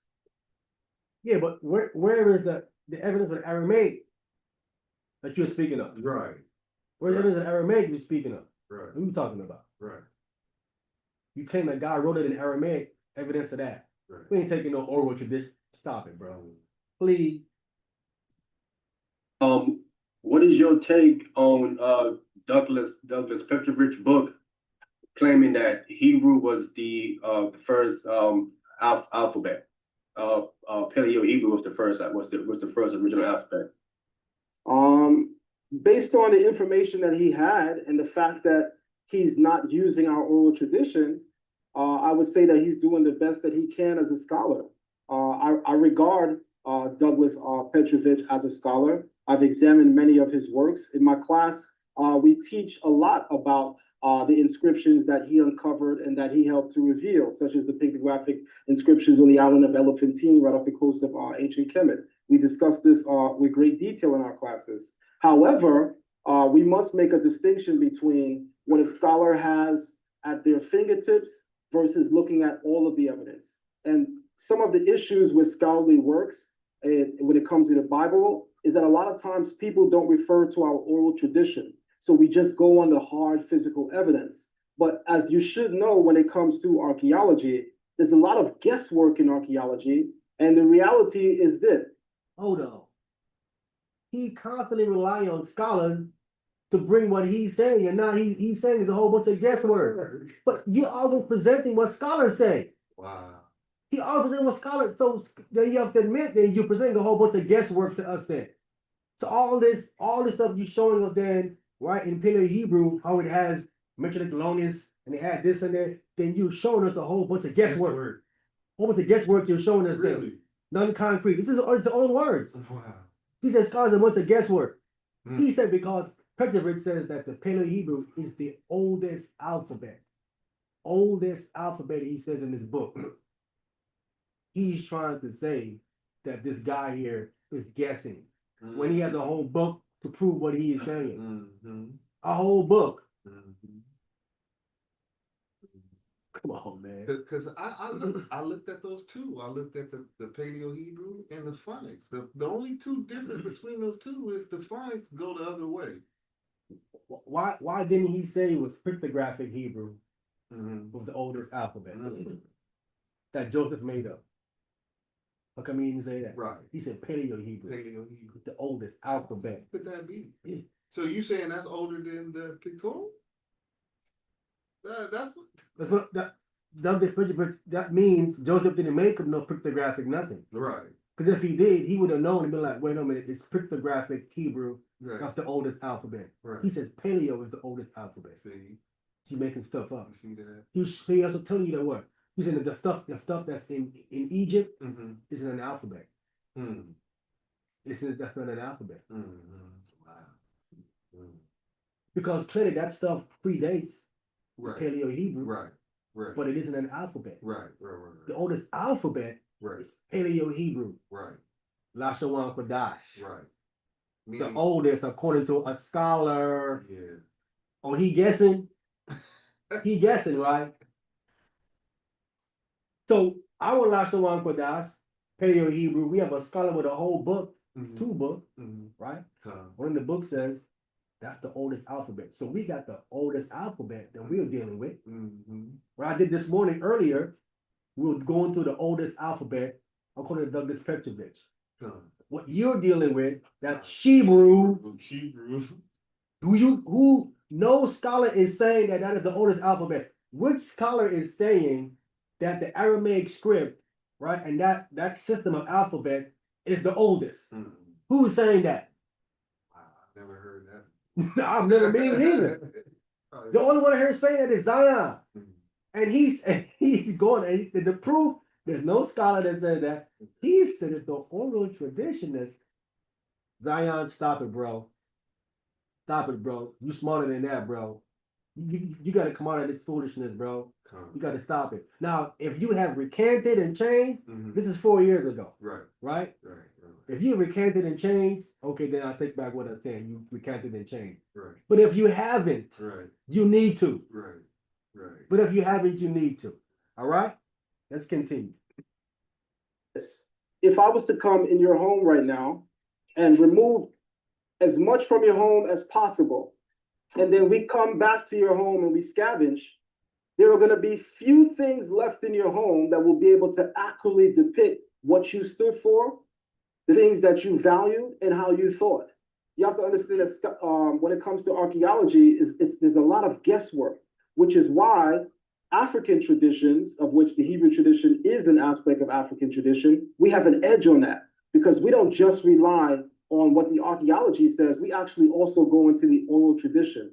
Oral tradition is so extremely important, so much important that Israelites should remember before the Torah is given on Mount Sinai, Abraham has all the laws. In the book of Genesis, chapter 26, verses 4 through 5, God says verbatim that Abraham kept all of his laws. That's a lie. Does not say all his laws. It says Abraham kept my law. Don't say all. Oh, okay. Listen, we know for a fact Right. Abraham didn't keep all the laws. He married outside The the nation. nation, his own family. Come. Right? We see him telling, go get a wife for Isaac from my family. Come. Right? Come. Then after that Sarah dies, he go and get a Canaanite woman. Come. Right? Come. Get a Canaanite woman. Right? Keturah. Children by her. So we know Abraham did not keep all the laws. Come. These are lies. See. These are lies. You know what I'm saying? Mm-hmm. So I'm saying Keturah is the Canaanite. This is proven in the book of Jasher. Right. And I can prove Jasher in scripture. Right. You don't want to debate me on that. I'm going to debate anybody. Bring it. Bring it. Bring it. I'll debate you. Come. Whatever. You want to dialogue? We can dialogue too as well. You know what I'm saying? You want to jump out the window? Jump out the window. You're going to lose. I'm not even worried about it. You know what I'm saying? Joshua says Keturah is a Canaanite. Mm-hmm. Let's be clear. Mm-hmm. All right? And if he had all the laws, why did he slip with Hagar then? Mm. When his wife said, take my handmaid. No, that's going to violate God's law. Right. It's going to violate God's law. Right. I can't sleep with us violating God's law. Right? Then he had to have God tell him, listen to Sarah and send away that bondwoman and her son. Wow. If that was a violation of the Torah, why did God say later on, send both of them away? Like he did in whose time? Ezra time. Mm-hmm. Same thing. God didn't change. He did it in Abraham time. He did it the same way again in Ezra time. Good. No change. No change. So stop lying, Zion. That ain't the truth, bro. Abraham ain't kept all the laws. Stop it. Mm. Stop it, brother. All right. And he actually names 5 different ways because the Torah has 5 classifications, which in essence would mean Abraham kept all of God's laws, the entire Torah. Yet there was no written law. So if there was no written law in the era of Abraham, yet the Bible is clear that Abraham kept the Torah, then it should be clear as day that the first Torah given to us was oral in fashion. How Israelites don't understand that is beyond me. That is a lie. Wow. Prove that. He said the Most High gave an oral law. Where is that in the text anywhere? Wow. Where's that in the text anywhere? In Abraham time. Where is that? That's why, see, that's the reason why we need the book of Jasher to fill in these gaps. Abraham was taught that in the house of Noah. Right? By Shem. Taught them that. He can't, what did he say? He can't prove nothing. He can't prove any of the stuff that he's talking about. I'm saying this, yeah, right, bro. So again, in anything that we're looking at when it comes to the Bible, if we're not looking at the oral tradition at all, there's so much that we're missing. The oral tradition is trash. Christ says it is. Christ says the oral tradition violates written Torah. None of you don't know more than the Messiah. I don't care who you are. None of you. None of you know more than him. And he says that the oral tradition violates written Torah. You know. You smarter than the Messiah, Zion?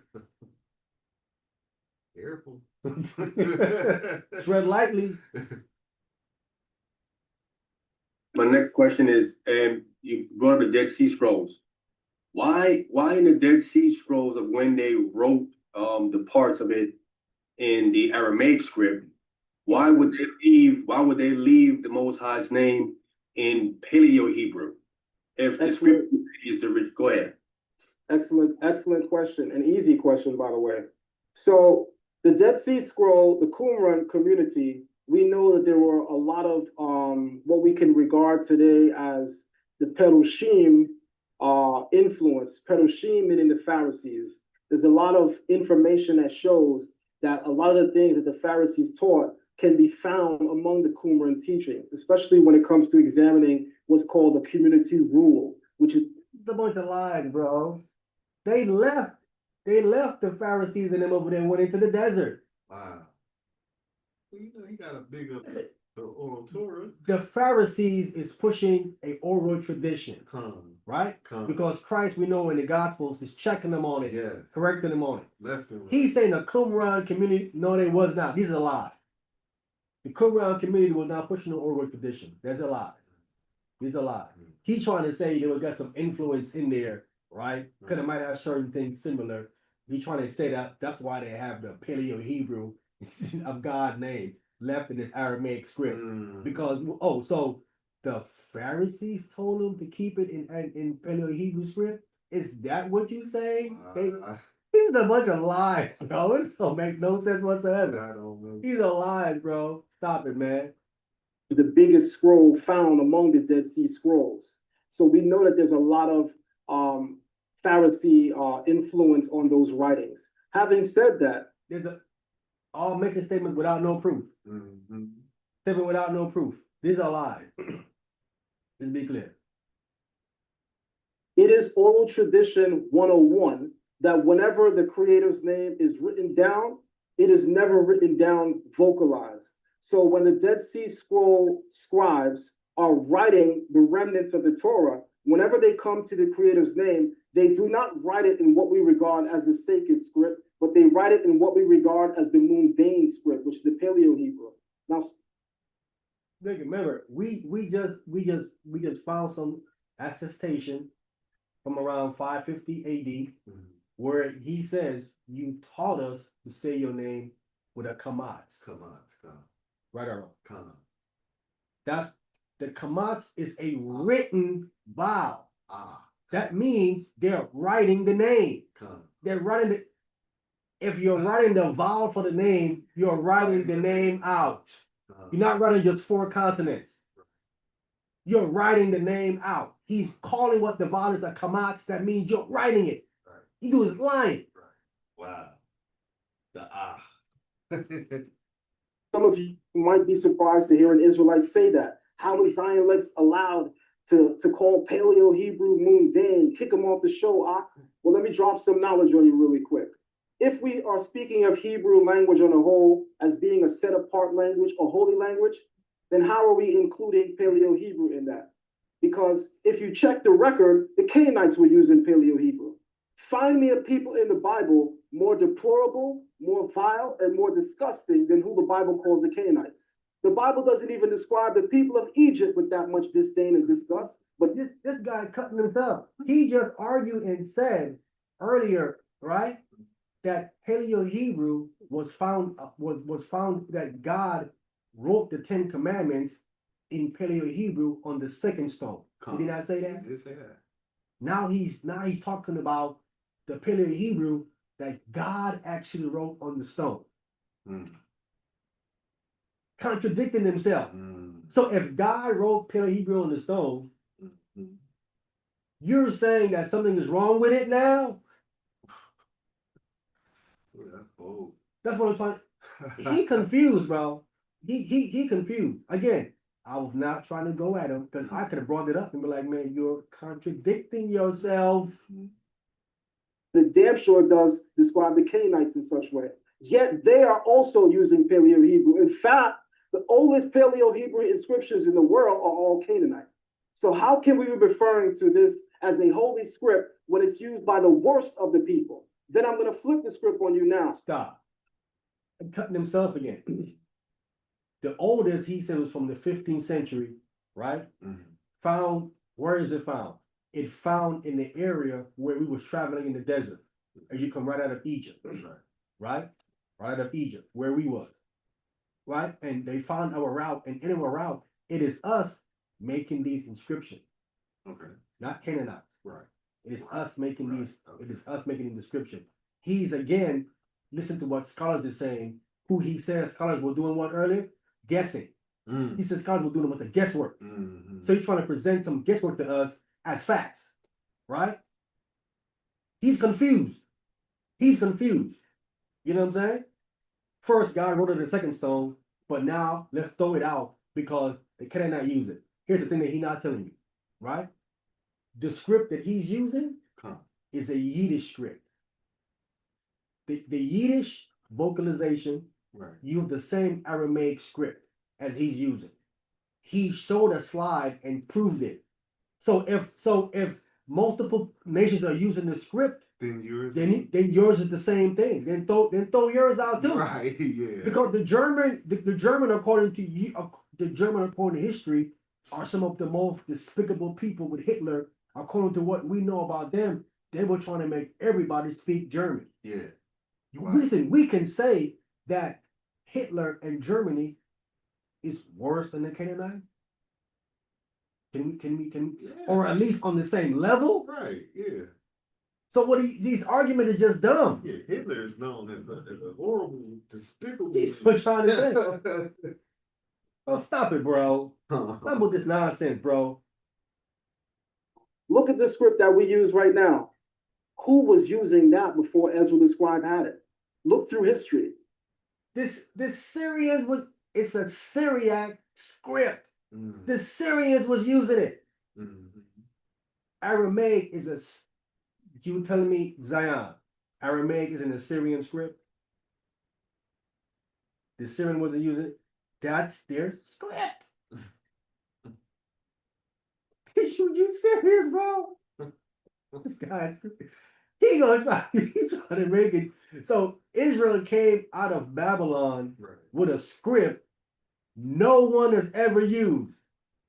Did that make any sense to you? We went in with a Paleo script, and came out with a script that no one has ever used. These are lies, bro. Bunch of lies, bro. None of the hieroglyphs trace back to it. Not even Sumerian cuneiform is a perfect composite of it. No script in the world compares to what you're referring to as modern Hebrew today. That script is the oldest script, dare I say, even to the extent that I will debate this topic. In fact, I have a flyer made that a brother in the... He ain't gonna debate that today. Again, I want to be clear. I wasn't trying to challenge him because I don't took that debate. I done took that debate. He lost. Took that debate. Room by the name of Yirmiyahu Yehuda could tell you, I made a flyer 3 years ago with an open challenge to anybody in the Israelite community. The challenge being the notion of which script is the oldest. So if you look at the actual flyer, you see it is dated to like 2016 or 2017. I never seen it. Listen, because remember, I brought up to him that Douglas Petrovitz is saying that Paleo Hebrew is the oldest alphabet. He has a book saying that. All you gotta do is read this dude's book, use this evidence. If you have a book, you have to have archaeology that proves what you're saying. He's an archaeologist, he proved it. He reads this stuff. If he has a book that say that Paleo Hebrew is the oldest, and then you, who is really a nobody in the community that he is a part of, Right, novice. right? You novice to them, what them that they're on. You can't be right. How come Douglas don't know that? If Aramaic is the oldest script, how come he doesn't know that? Wow. Why is he saying it's Paleo Hebrew, Zion? He'd have lost that debate with ease. He'd have lost. Where I put out the challenge. So this is not something new that I've been talking. Hey, I want to be clear. If you want to do it today in 2025, going to 2026, right? Because we in December. I'm up for it. I want to be clear. If you hear this video and you want to put that challenge on today, we can do it. Easily we can do it. Because your oral tradition ain't gonna help you. I'm gonna tear the oral tradition apart. I dare you to bring it up. I'm gonna tear it apart. That's trash, bro. All of it. Talking this a very, very long time. Okay, my next question is, before the confusion of the language at the Tower of Babel, what script or what language was being spoken prior to that event? The oldest language in the world is Hebrew. Hebrew is Sefat Emet, the language of truth. Hebrew is Sefat Hadariah, the language of creation. There is no language in the world older than the Hebrew language. Let's be clear on that. But you're speaking Aramaic. Aramaic is not Hebrew. Wow. Aramaic is not Hebrew. You gotta stop this foolishness, bro. He has an Aramaic script that he's using. So that's what I believe. The language before the dispersal is the Holy Tongue. In fact, again, we wouldn't even be having this discussion in the Israelite community if more of us were aware of our oral tradition, as well as those extra biblical writings which are important to the shaping of the Bible. So there's a work called the Targum of Yohanatan ben Uziel. Targums are commentary on scripture. It's not evidence. Targums are commentary. Oral tradition is the philosophy of men. It's dogma.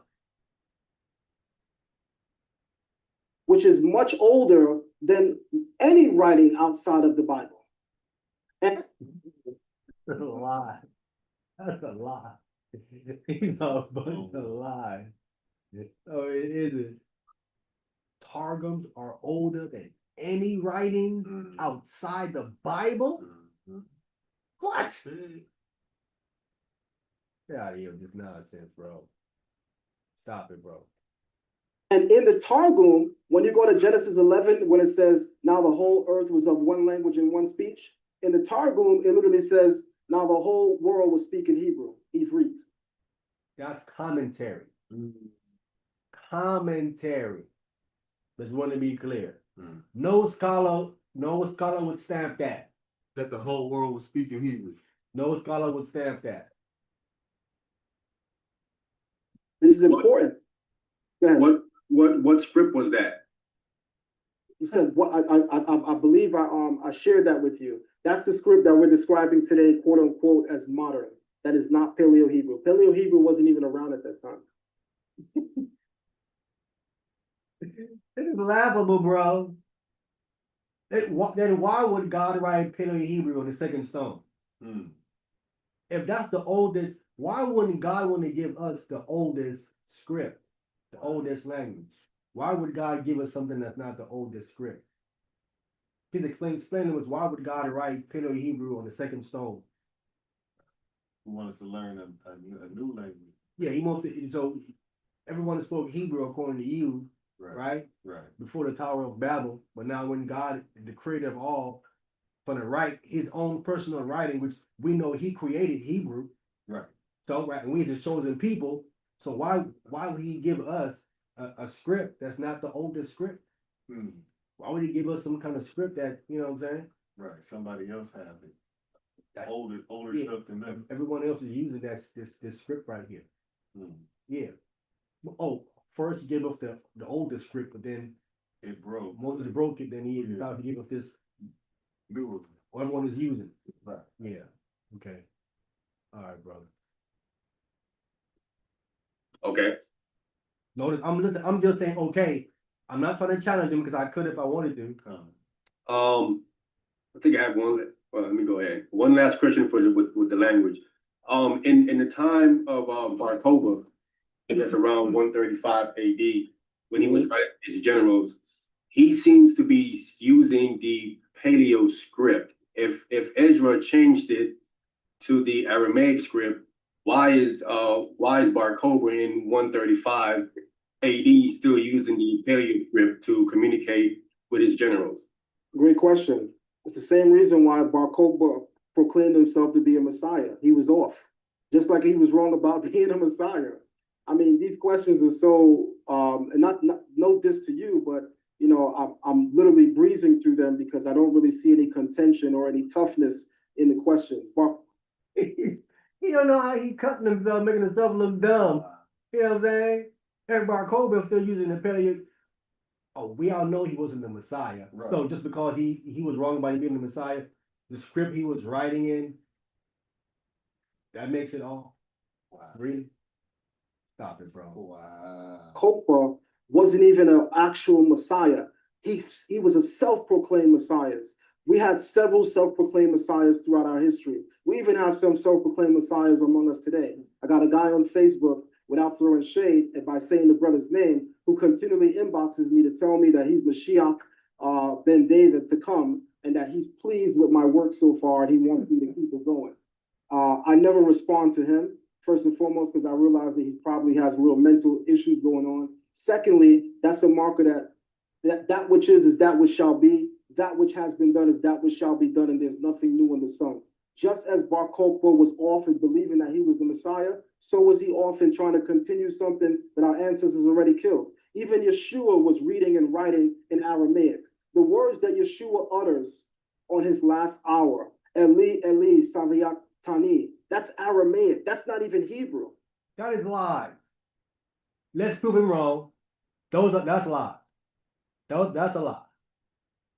He said Christ was speaking Aramaic on the cross. Lies, lies, and more lies. Lies and more lies. All right? Lies and more lies. I'm gonna play a video to correct it. Because I can do it, but I'm gonna play a video to correct it. Let's play a video. Let's play a video to correct it. I'm gonna play a video to correct it.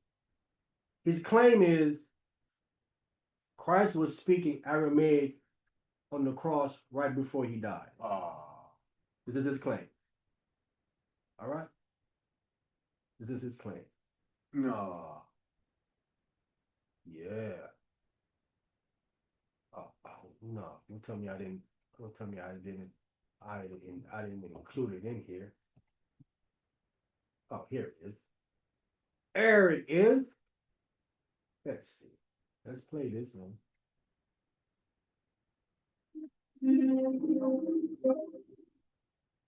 I want to fast forward it right to the. I'm fast forward it right to the. You get right to the point. We ain't gonna play this whole thing here. Here it is right here. We're gonna get right to it. I want to just get in and get right to it. He's making this ridiculous claim, right? This ridiculous claim. Let's do it. Let's share this video. His claim is Christ was speaking Aramaic right before he died. They're about to prove him wrong. Let's continue. Let me share that. About to prove him wrong. All right. Let's go. or as Brian, you said earlier. And when I received that call, I said, you know what? Let's go ahead and check this out. Let's see what Matthew has to say. What do you think about that, Brian? You want to see that? We saw this together. And now we are going to reveal this to you, the viewers. And this is exciting. You will love this. All right, ladies and gentlemen, buckle up. This is really cool stuff. You're going to have your minds blown. All right. So the verse we're looking at is Matthew 27 and verse 46. Now, before we get into the Hebrew, I want to go ahead and read the New King James Version, and we can also check out the King James Version. This right here says, in the English, it says, and about the 9th hour, Jesus cried out with a loud voice, saying, Eli, Eli, lama sabachthani. That is, my God, why have you forsaken me? Now let's look at the King James Version, and you can see it says, and about the 9th hour, Jesus cried with a loud voice, saying, Eli, Eli, lama sabachthani. That is to say, my God, why hast thou forsaken me? And then verse 47 in Matthew, it says, some of them that stood there, when they heard that, said, this man calleth for Elisha, or Elijah. In the New King James, it also says Elijah. So let's notice the insert here. This is a clarification. And it says, that is, my God, why hast thou forsaken me? If it's written in the original language, it shouldn't need an explanation for what he said. Right? We know that it was translated out of the original language to a different language, and then that was explained to the audience, because they don't know what that means. Right? So this verse is actually giving itself away Right. as a change of languages. Yes. And we're going to talk more about this change of languages because there's some amazing things in here. Janice, would you like to point out what you see in regards to the Hebrew and the Aramaic? Absolutely. Notice in the Hebrew, in the interlinear charts below, they're in red bold letters. You'll see that it says, Eli, Eli, lama azavtani. That's not Aramaic. That, my friends, that is Hebrew. And so Yeshua, Zion, that's Hebrew. You saying he spoke Greek. but is on the cross. Sorry, say he spoke Aramaic. Speaking Hebrew. He is not speaking Aramaic. He is not speaking Aramaic, Zion. That is profound and a big difference from what you see from the Greek. Yes. So, ladies and gentlemen, think about this. If you look at the English, it says, Lama sabachthani. That is an Aramaic word. How did that Aramaic word get in there? So we see Eli, Eli, Lama, that's Hebrew. What's Aramaic is this last word, sabachthani. Right? So you have 3 Hebrew words and 1 Aramaic word, and we're going to show you that this is wrong as well. Right? They're going to show you this is wrong as well. Let's continue. Yeshua is not supposed to be speaking Aramaic here. It's supposed to be speaking Hebrew because he's quoting from the Old Testament, which we will get to just in a second. He's quoting the Old Testament, which is in Hebrew.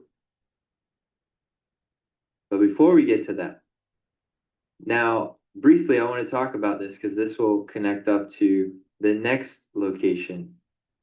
You see it says Eli, Eli. Eli, Eli means, my God, my God.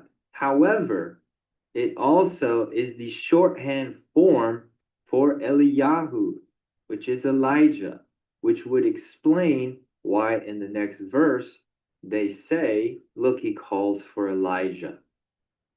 So they're hearing this and they're interpreting it incorrectly because they're not thinking about the verse that he is quoting. Now, let's go to that verse in the Old Testament. What is Yeshua quoting? Well, he's quoting Psalms 22, verse 1, in which it says, my God, why have you forsaken me? And what is the Hebrew word that's being used there, Janice? It actually says, Eli, Eli, lama azabtani. That's what it says. That's Yes. Hebrew. Again, that's Hebrew. Absolutely. And what did we have in Matthew? We had Eli, Eli, lama azabtani. So we have a direct match. We have a complete pair up with the Old Testament. Right, what he's reading there is from the coaching Matthew 27:46. The coaching Hebrew Matthew says what Christ was speaking on the cross was all Hebrew. That's what he's referencing there. Not the Matthew in our Bible. He's speaking about the Matthew in the coaching, just to clarify. We have Yeshua quoting scripture right there on the cross and or stake. He is being crucified and he is quoting Psalms 22 verse 1, and our manuscript from Cochin, India is quoting it exactly the way it is in Psalms 22 verse 1. We have a Hebrew marker. It's lining up perfectly. This is incredible stuff. It is incredible, Brian. It's absolutely astounding what we're seeing here. I am completely beside myself. I can't stand it. Can we see some more, Brian? Before we move on to Mark, because it's in Mark that we're going to go see our second witness for the Hebrew Cochin and Revelation. Before we go on to that, I'm gonna fast forward to Mark because I no need to. I don't need to try to get right to Mark. I'm gonna push on. Here we at Mark. Let's do the Mark thing. that witness being Mark 15, verse 34. And we will read it in the English. We'll start with the New King James. We'll go to King James, and then we'll go to our Hebrew. And it says, and at the 9th hour, Jesus cried out with a loud voice, saying, Eloi, Eloi, lama sabachthani, which is translated, my God, why have you forsaken me? Now let's pop over to the King James. And it says in that verse, and we'll also read verse 35. It says in 34, and at the 9th hour, Jesus cried with a loud voice, saying, Eloi, Eloi, lama sabachthani, which is being interpreted, my God, why hast thou forsaken me? And in 35, it says, and some of them that stood by, when they heard it, said, behold, he calleth Elisha, that being Elijah. Wow. So, I have to talk about this, Janice. Please. Go ahead. I have to Please talk about this. This is such a powerful piece of evidence here because it says Eloi, Eloi. Eloi, Eloi is Aramaic. Eloi, Eloi only means one thing. It only means my God in Aramaic. There's no way you can get Elijah out of this. There's no shorthand to make Elijah Eloi. So this is very important to show you that it wasn't originally written in Aramaic. Because how would they get my God, and then say, oh, look, he's calling for Elijah? This proves he was speaking in Hebrew and not in Aramaic. Otherwise, if he was speaking Aramaic on the cross, they would never have said, look, he calls for Elijah. They would have just said, look, he's calling my God. That is super important, people. It absolutely is important. And then, of course, we have sabachthani instead of our beautiful, what Hebrew word, Janice Barton? Oh, let me have the pleasure of reading it, Brian. Eli, Eli, lama azabtani. That is not Aramaic, that is Hebrew. Azabtani, Brian, that's what we have. That's in the Gospel of Mark. That's so incredible. It is incredible. Nobody else has this. This Yeah. is truly amazing. This is historic, people. We don't have any other manuscripts of Mark that shows Asvatani. That's right. Now, maybe we'll find some in the future, but this is proof text. Yeshua is speaking Hebrew. All right, Zion. He's speaking Hebrew and not Aramaic. You stand corrected. Right? Remember, Zion talks about books and writings outside our Bible. This is a Hebrew manuscript. Right? This is a Hebrew manuscript in the script and vocalization that he is dealing with. Right? It has all these vowel pointings in it. It's dealing with what he's dealing with here. How they translate here in the white. This is what he's dealing with. And it has right here that he's speaking all Hebrew. The Gospels are originally written in Hebrew. The Gospels were originally written in Hebrew. I don't think Zion knows this. Messiah is calling for God in Hebrew, and he's quoting from Psalms 22, verse 1, and it's in our Hebrew collection from India. We're sitting on a gold mine, ladies and gentlemen. Absolutely. Okay, I'm gonna stop that there. Let's stop that there. Cause we just prove them wrong. Just prove them wrong, right? And they have some other witnesses here, but I think that's enough. We need to do the overkill. You know what I'm saying? He's been proven wrong. Let me get back to the next video. Hey, Shabbat Shalom, Tony.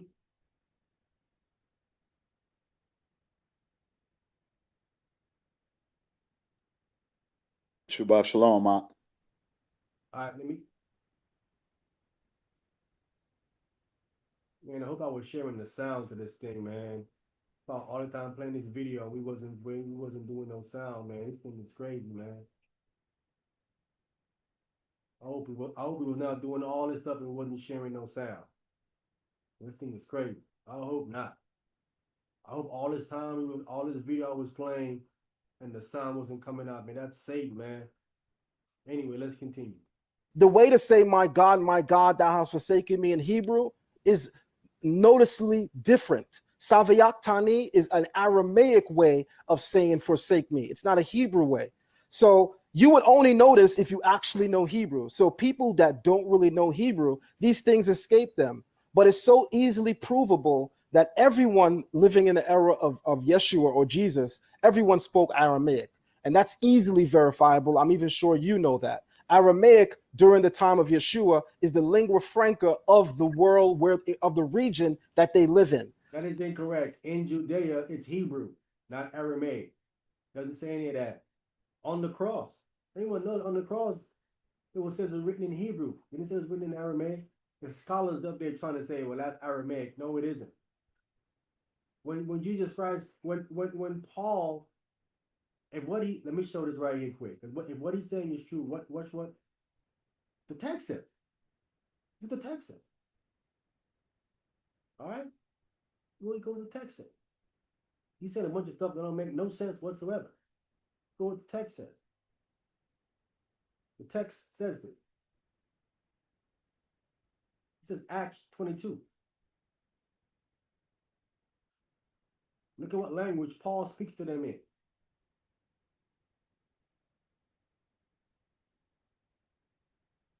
It's actually it's at the end of 21 into 22. Because we need to get that. Verse 40, he says, and when Paul had given him lights, and when he had given him license, Paul stood on the stairs and beckoned with the hand to the people. And when there was made a great silence, he spoke unto them in the Hebrew tongue. So Paul was so in chapter 22 of Acts, he's speaking in the Hebrew tongue. Not in Aramaic. If the lingua franca was Aramaic, why is he speaking to them in the Hebrew tongue then, and not in the Aramaic tongue? This says Hebrew was speaking to them in. Zion, again, he don't know New Testament. I'm not quite even sure he knows the Old Testament. Why I'm not quite sure he knows that. Because for years he's been saying that Jesus wasn't the Messiah. And it's all in the Old Testament. The Old Testament been saying he's the Messiah. But he was so fluent in the language, but still didn't know it. It took believers in Christ to point out to him that they were saviors in Obadiah. And he had to go check it. And to find out. And come to find out, the believers in Jesus Christ, aka Yahweh Shai, Yashawai, right? Right? Yashawai, right? Either one, right? So was correcting him. So even if you fluent in the language, it doesn't mean you know what the book is saying, what the Torah is saying, what the prophets is saying, what the writings is saying, right? Because he was fluent in this language for a long time, but didn't know what the prophets were saying. The same thing Paul and the apostle was saying, that they don't understand the prophets because you need the Holy Spirit. And to this day, if he's still pushing this oral stuff, then he don't know the Bible. Because you don't have the Holy Spirit. The Holy Spirit is not rocking with no one that's pushing this oral tradition. That's why I wasn't rocking with Paul till Paul got converted to the Messiah. But Zion claims he believed in Jesus as the Messiah, but he's still pushing the oral tradition, which is contradictory to what the Messiah was pushing and vehemently what the Messiah was against. So he can't. The Holy Spirit is not rocking with him. That's why throughout this video I showed you, he's saying a whole bunch of stuff that don't make no sense whatsoever. And that's why I approve Paleo Hebrew has vocalists. Paleo Hebrew has things that's proven that God's name was spoken with a kamat, a strong a sound. Ya, ba, ga, da, ya, ha, wa, with the sound. All right, let me go back. Just constantly proving what he's saying wrong.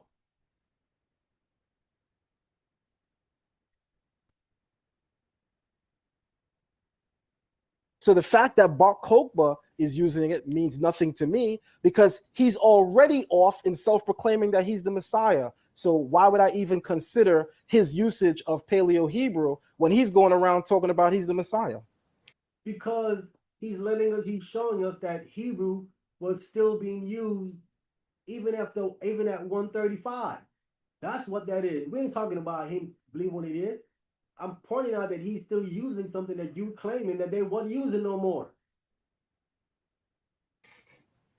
Okay. Now I'm not really trying to be contentious with what I'm asking. I just want to hear your feedback to these questions. Then from there, I guess someone going to come. I don't think you are. I don't think you are. I think what you're doing, and you're doing a hell of a great job, a damn good job, by the way, is you're giving me the questions that you know the community wants to hear. And I believe you're even giving it in the same spirit that people would bring it out in. So by all means, brother, this is called a hot seat. Sal could tell you, I am no stranger to the hot seat. And I definitely don't ask nobody to turn the fire down. You actually could turn the fire up, brother. Let's go. Okay, let's turn the fire up then. According to the book of Daniel, he speaks of the Messiah dying, but not for himself. He gives a timeline within the first temple period. So the Messiah, according to Daniel's timeline, has to come and die within the first temple period, roughly around the first century period. Okay, so there's an assumption there. There's an assumption. This could almost be categorized as a loaded question, because you said Daniel gives a timeline for this prophecy, and this prophecy is occurring during the first temple period. There's an assumption there because that's not. I made a mistake. Second temple period. Okay. All right. Period. Still, same point. There's an assumption there. The assumption is that what he said is referring to that period because there's nothing in what he said that lets you know, explicitly that he's referring to that period. Now, I'm gonna stop this there because there's no need to show this part because he believes in the Messiah now, right? Let's stop that because he believes in the Messiah now. And I think that's the last question I had for him, right? The last question I had for him. And so I'll leave that there because he believes in the Messiah now. There's no need to try to, play that part. So I'll end that. I'll stop that there because we got that. I got what I wanted out of the thing. I hope the first part of what was playing, you can hear because it was the sound was not checked. I hope it wasn't. I don't did all that or most of it for nothing. You know what I'm saying? And I don't have time to go back over it again. I'm gonna have to if it was, I'm gonna go back and check. If it wasn't heard, I'll go check and then I have to probably do a separate video and go over it again and you can hear what he said. Because I mean Satan is busy, man. He don't want me to get this information out. You know what I'm saying? So let me stop. Let me stop that right there. You know what I'm saying? Which is crazy.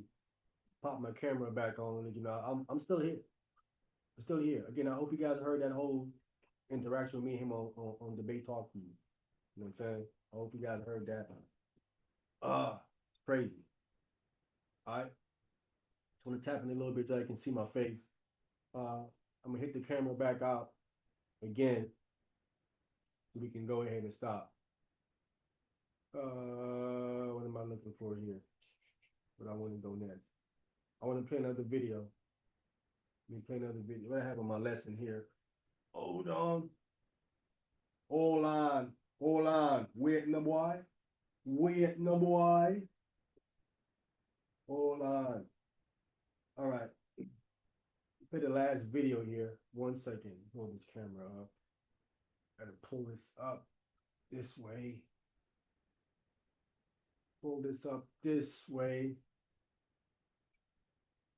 Let me pull this up this way. We can see Zion Lex. Don't know what he's talking about. He has not destroyed Lashawan Qadash. Let me get the last, this is my last video here. All right, let me share this. About to put this down. This will be the last one here. All right, let me make sure my sound is being shared.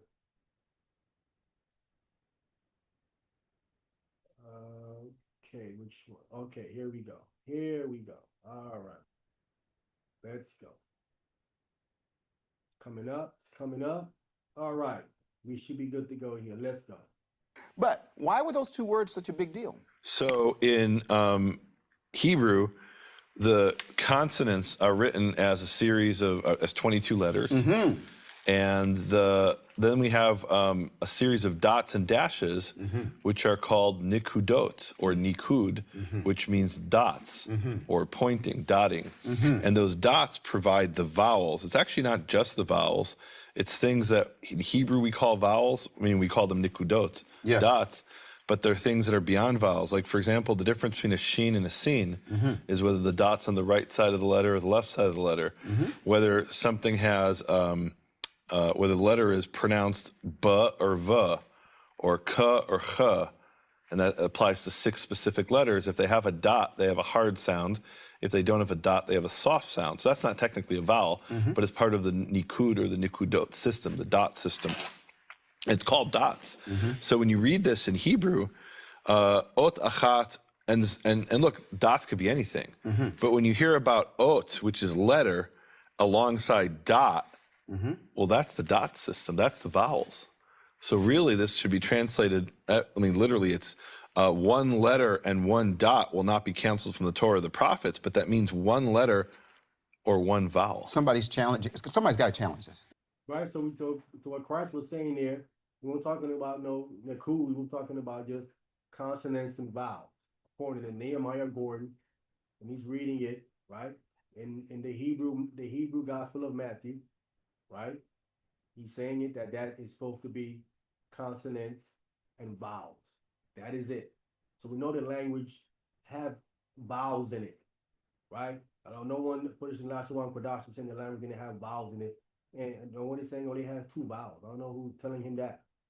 No one says they have 2 vowels, right? So I went over it earlier and we explained that and went through some different things and show you that I can read it. Another brother right here, another brother with me, right? You can hear him in the video too talking, right? So we're gonna, most I willing, of course, we're gonna try to go in and become more better at our Paleo Hebrew and all these different things and grammar and whatnot and do it. But that you can solve, we can read it. We was reading it and explaining it. You know what I'm saying? So we're not as good as reading like a whole sentence. Well, maybe we can read up a whole, again, we have not tried these things yet. We have not actually tried these things yet like that. You know what I'm saying? We focus on different things, but I guess it's something we have to start to do and get better at it, you know? So let's continue here. Nehemiah. They should challenge us. Yeshua speaking way back in the 1st century. There were no Masoretes, Nehemiah. Are you saying? Okay. Are you saying that? So- are you saying that Yeshua's reading the Masoretic text that's got vowel markers? What are you saying? Well, I guess we need to define what the Masoretic text is for those who don't know. Absolutely. And it could mean different things in different contexts. So the text that we have of the Bible in Hebrew, that is the Tanakh, the Old Testament, is called, the standard text is the Masoretic text. Comes from the word Masorah. Masorah means transmission. In other words, in English you'll say, or I guess it's not English, it's Latin, the textus receptus, right? The received text. The Masorah is the transmitted text. Yes. And that is the standard text. It doesn't matter if you open up your BHS Bible over there, printed by Germans in Stuttgart, or you open up the Jerusalem Crown, printed in Jerusalem, Israel. Every one of those texts will be 99.999% identical.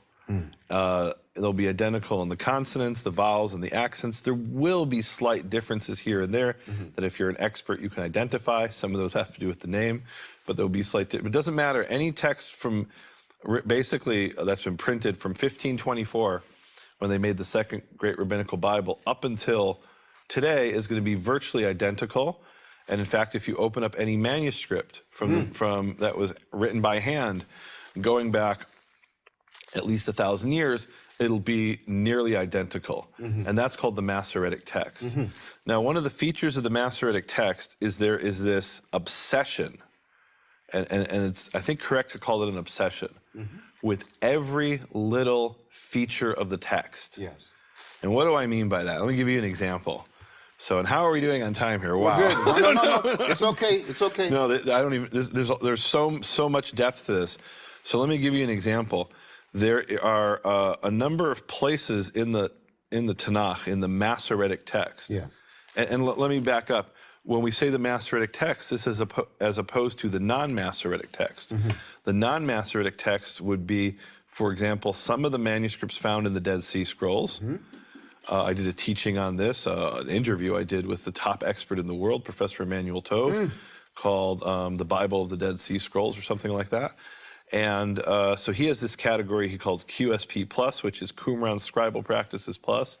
And there you have, for example, first 1Q Isaiah A, the first Isaiah scroll from Qumran, is not a Masoretic manuscript. It has major differences from the Masoretic text. And what do I mean by major? It's not that major, right?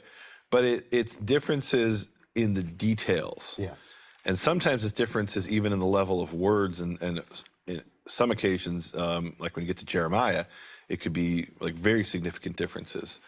But most of it is differences of what we call orthography. And what do I mean by orthography? So the rabbis had this idea that they started out with this: God doesn't waste our time, and God doesn't just speak the way we speak.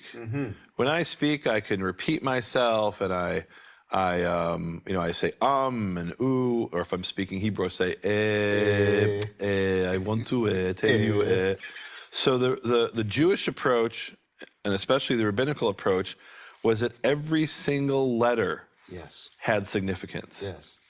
And to the point where there were rabbis who elaborated entire homilies, entire explanations of whether a word was spelled one way or another. And let me try to give an example of this. So in English, we have words that can be spelled multiple ways. Yes. And that depends whether you're American or you're British.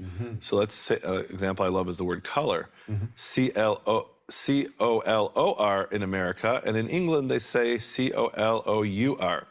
So the rabbinical approach is, well, if it's spelled with the U has the numerical value of such and such, and that represents this entire thing.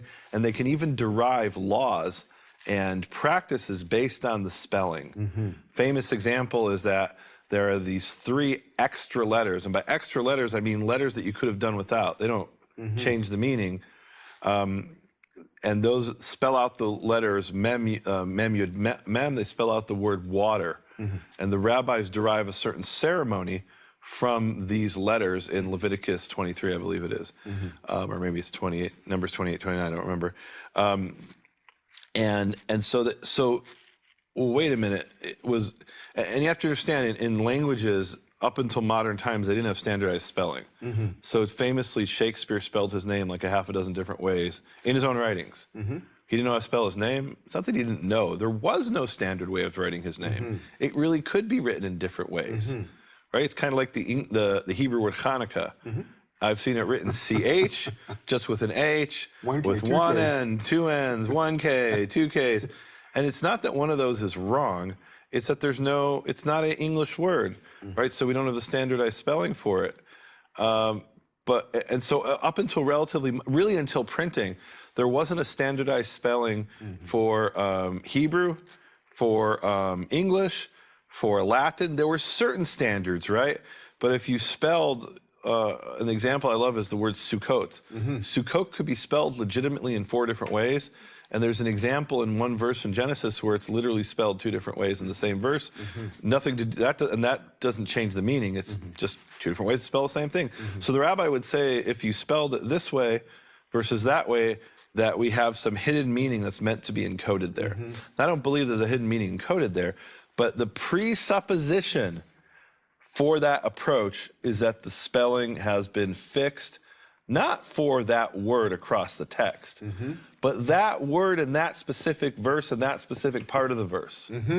So that when they reproduce the Bible, every single Bible should have the word spelled this way in this verse and that way in the other verse. Right, now why is that important? It tells us that by around the year, I think we can say by the destruction of the temple, 70 AD, based on rabbinical sources, that the text of Scripture was fixed down to the letters. And what we learned from the Dead Sea Scrolls is that there's a category of manuscripts which scholars call Proto-Masoretic text. What does Proto-Masoretic mean? It means Masoretic before we thought the Masoretic text existed. Right? The early form of the Masoretic text, it exists at a time before it should exist. And how do they know about the Proto-Masoretic text? Because we can see that the text has been corrected in some of these Dead Sea Scrolls. And how do we know it's corrected? They write a little letter above the line. They make little changes that don't change the pronunciation, don't change the spelling. They're entirely about that word has to be spelled this way in this verse, and it's not spelled that way, so we're going to fix it. Okay, so what that tells you is that the Hebrew text that we have of the Bible already existed in the time of Yeshua. And it was already considered by at least some Jews to be a text that was fixed down to the very letters. Even where it was a matter of spelling. I'll just give you an example, right? The name Yehoshua, Joshua, the name of Jesus, which is in Hebrew, Yehoshua. Yehoshua could be spelled Yud, He, Vav, Shin, Ayin. That's the normal spelling of the word. Or it could be spelled Yud, He, Shin, Yud, He, Vav, Shin, Vav, Ayin. Now, what is the difference in meaning between Yehoshua with 2 Vavs or 1 Vav? No meaning whatsoever. And for example, in Deuteronomy chapter 3, verse 21, it's talking about Joshua the son of Nun, and Moses has commanded him at that time, and there it's Yehoshua with 2 Vavs. Instead of 1 Vav, even though like 99% of the time it's with 1 Vav. And the idea was that in every single place where we have a certain spelling, it has to be reproduced that way. Now, to some extent, that was an ideal. It wasn't always so easy to do. So what the Masoretes did was these group of scribes who lived around the year 600 to 800 AD, is they came up with a system of proofreading notes. And for example, in this verse, in Deuteronomy 3:21, if Yehoshua is spelled in an unusual way with an extra Vav, they would write in the margin, Maleh or Lamed. Lamed would mean unique if it was, unique, meaning leta is no other place where it's like that. Or if it was an unusual way, they'd write male, which means full. Or that's the category. Extra vav or an extra yud, not really extra, but if you have more than you need to have, then it would be called male. So they fixed it with these Masoretic notes. Okay, so far what we've explained, that's like basic, like, understanding the Hebrew Bible 101. All right. Let's stop it there. In the class there. I think we came far enough. Stop it there. We saw there where Yeshua was spelled different ways of spelling it. You know what I'm saying? So we can get back to saying Yahweh Shai, or is I have it in the booklet here as Yashawa. Let me get it. That was in here as no, that is not correct. Let me get it, because we have it here. A little bit different. A little bit different in the book. That we have. About to bring it out. As far as salvation is concerned, so we can see it. Tell you the name that we have here for salvation is Yashawa'ad. Yashawa'ad. Yashawa'ad. That's what we have for salvation. Right? Not exactly Yahweh Shai, but Yashawa'ad. Yashawa'ad is what we have, right, in this Paleo Hebrew booklet. It has been updated. All right? Want to be clear, we have that. Didn't have time to really dive into Yahweh Shai. We can definitely do that. It's getting late. Been a long day, getting real tired and stuff like that. So, but I think I covered most of the stuff that I needed to cover. I needed to get out. Let me check my online stuff. What's going on? Anybody come on and whatnot? All right, no one come on, but that's good. So got stuff straightened out. One person came on. Shalom, Anthony, Matt. Oh, that's you, Tony. Okay. All praise to the Most High. All praise to the Most High, man.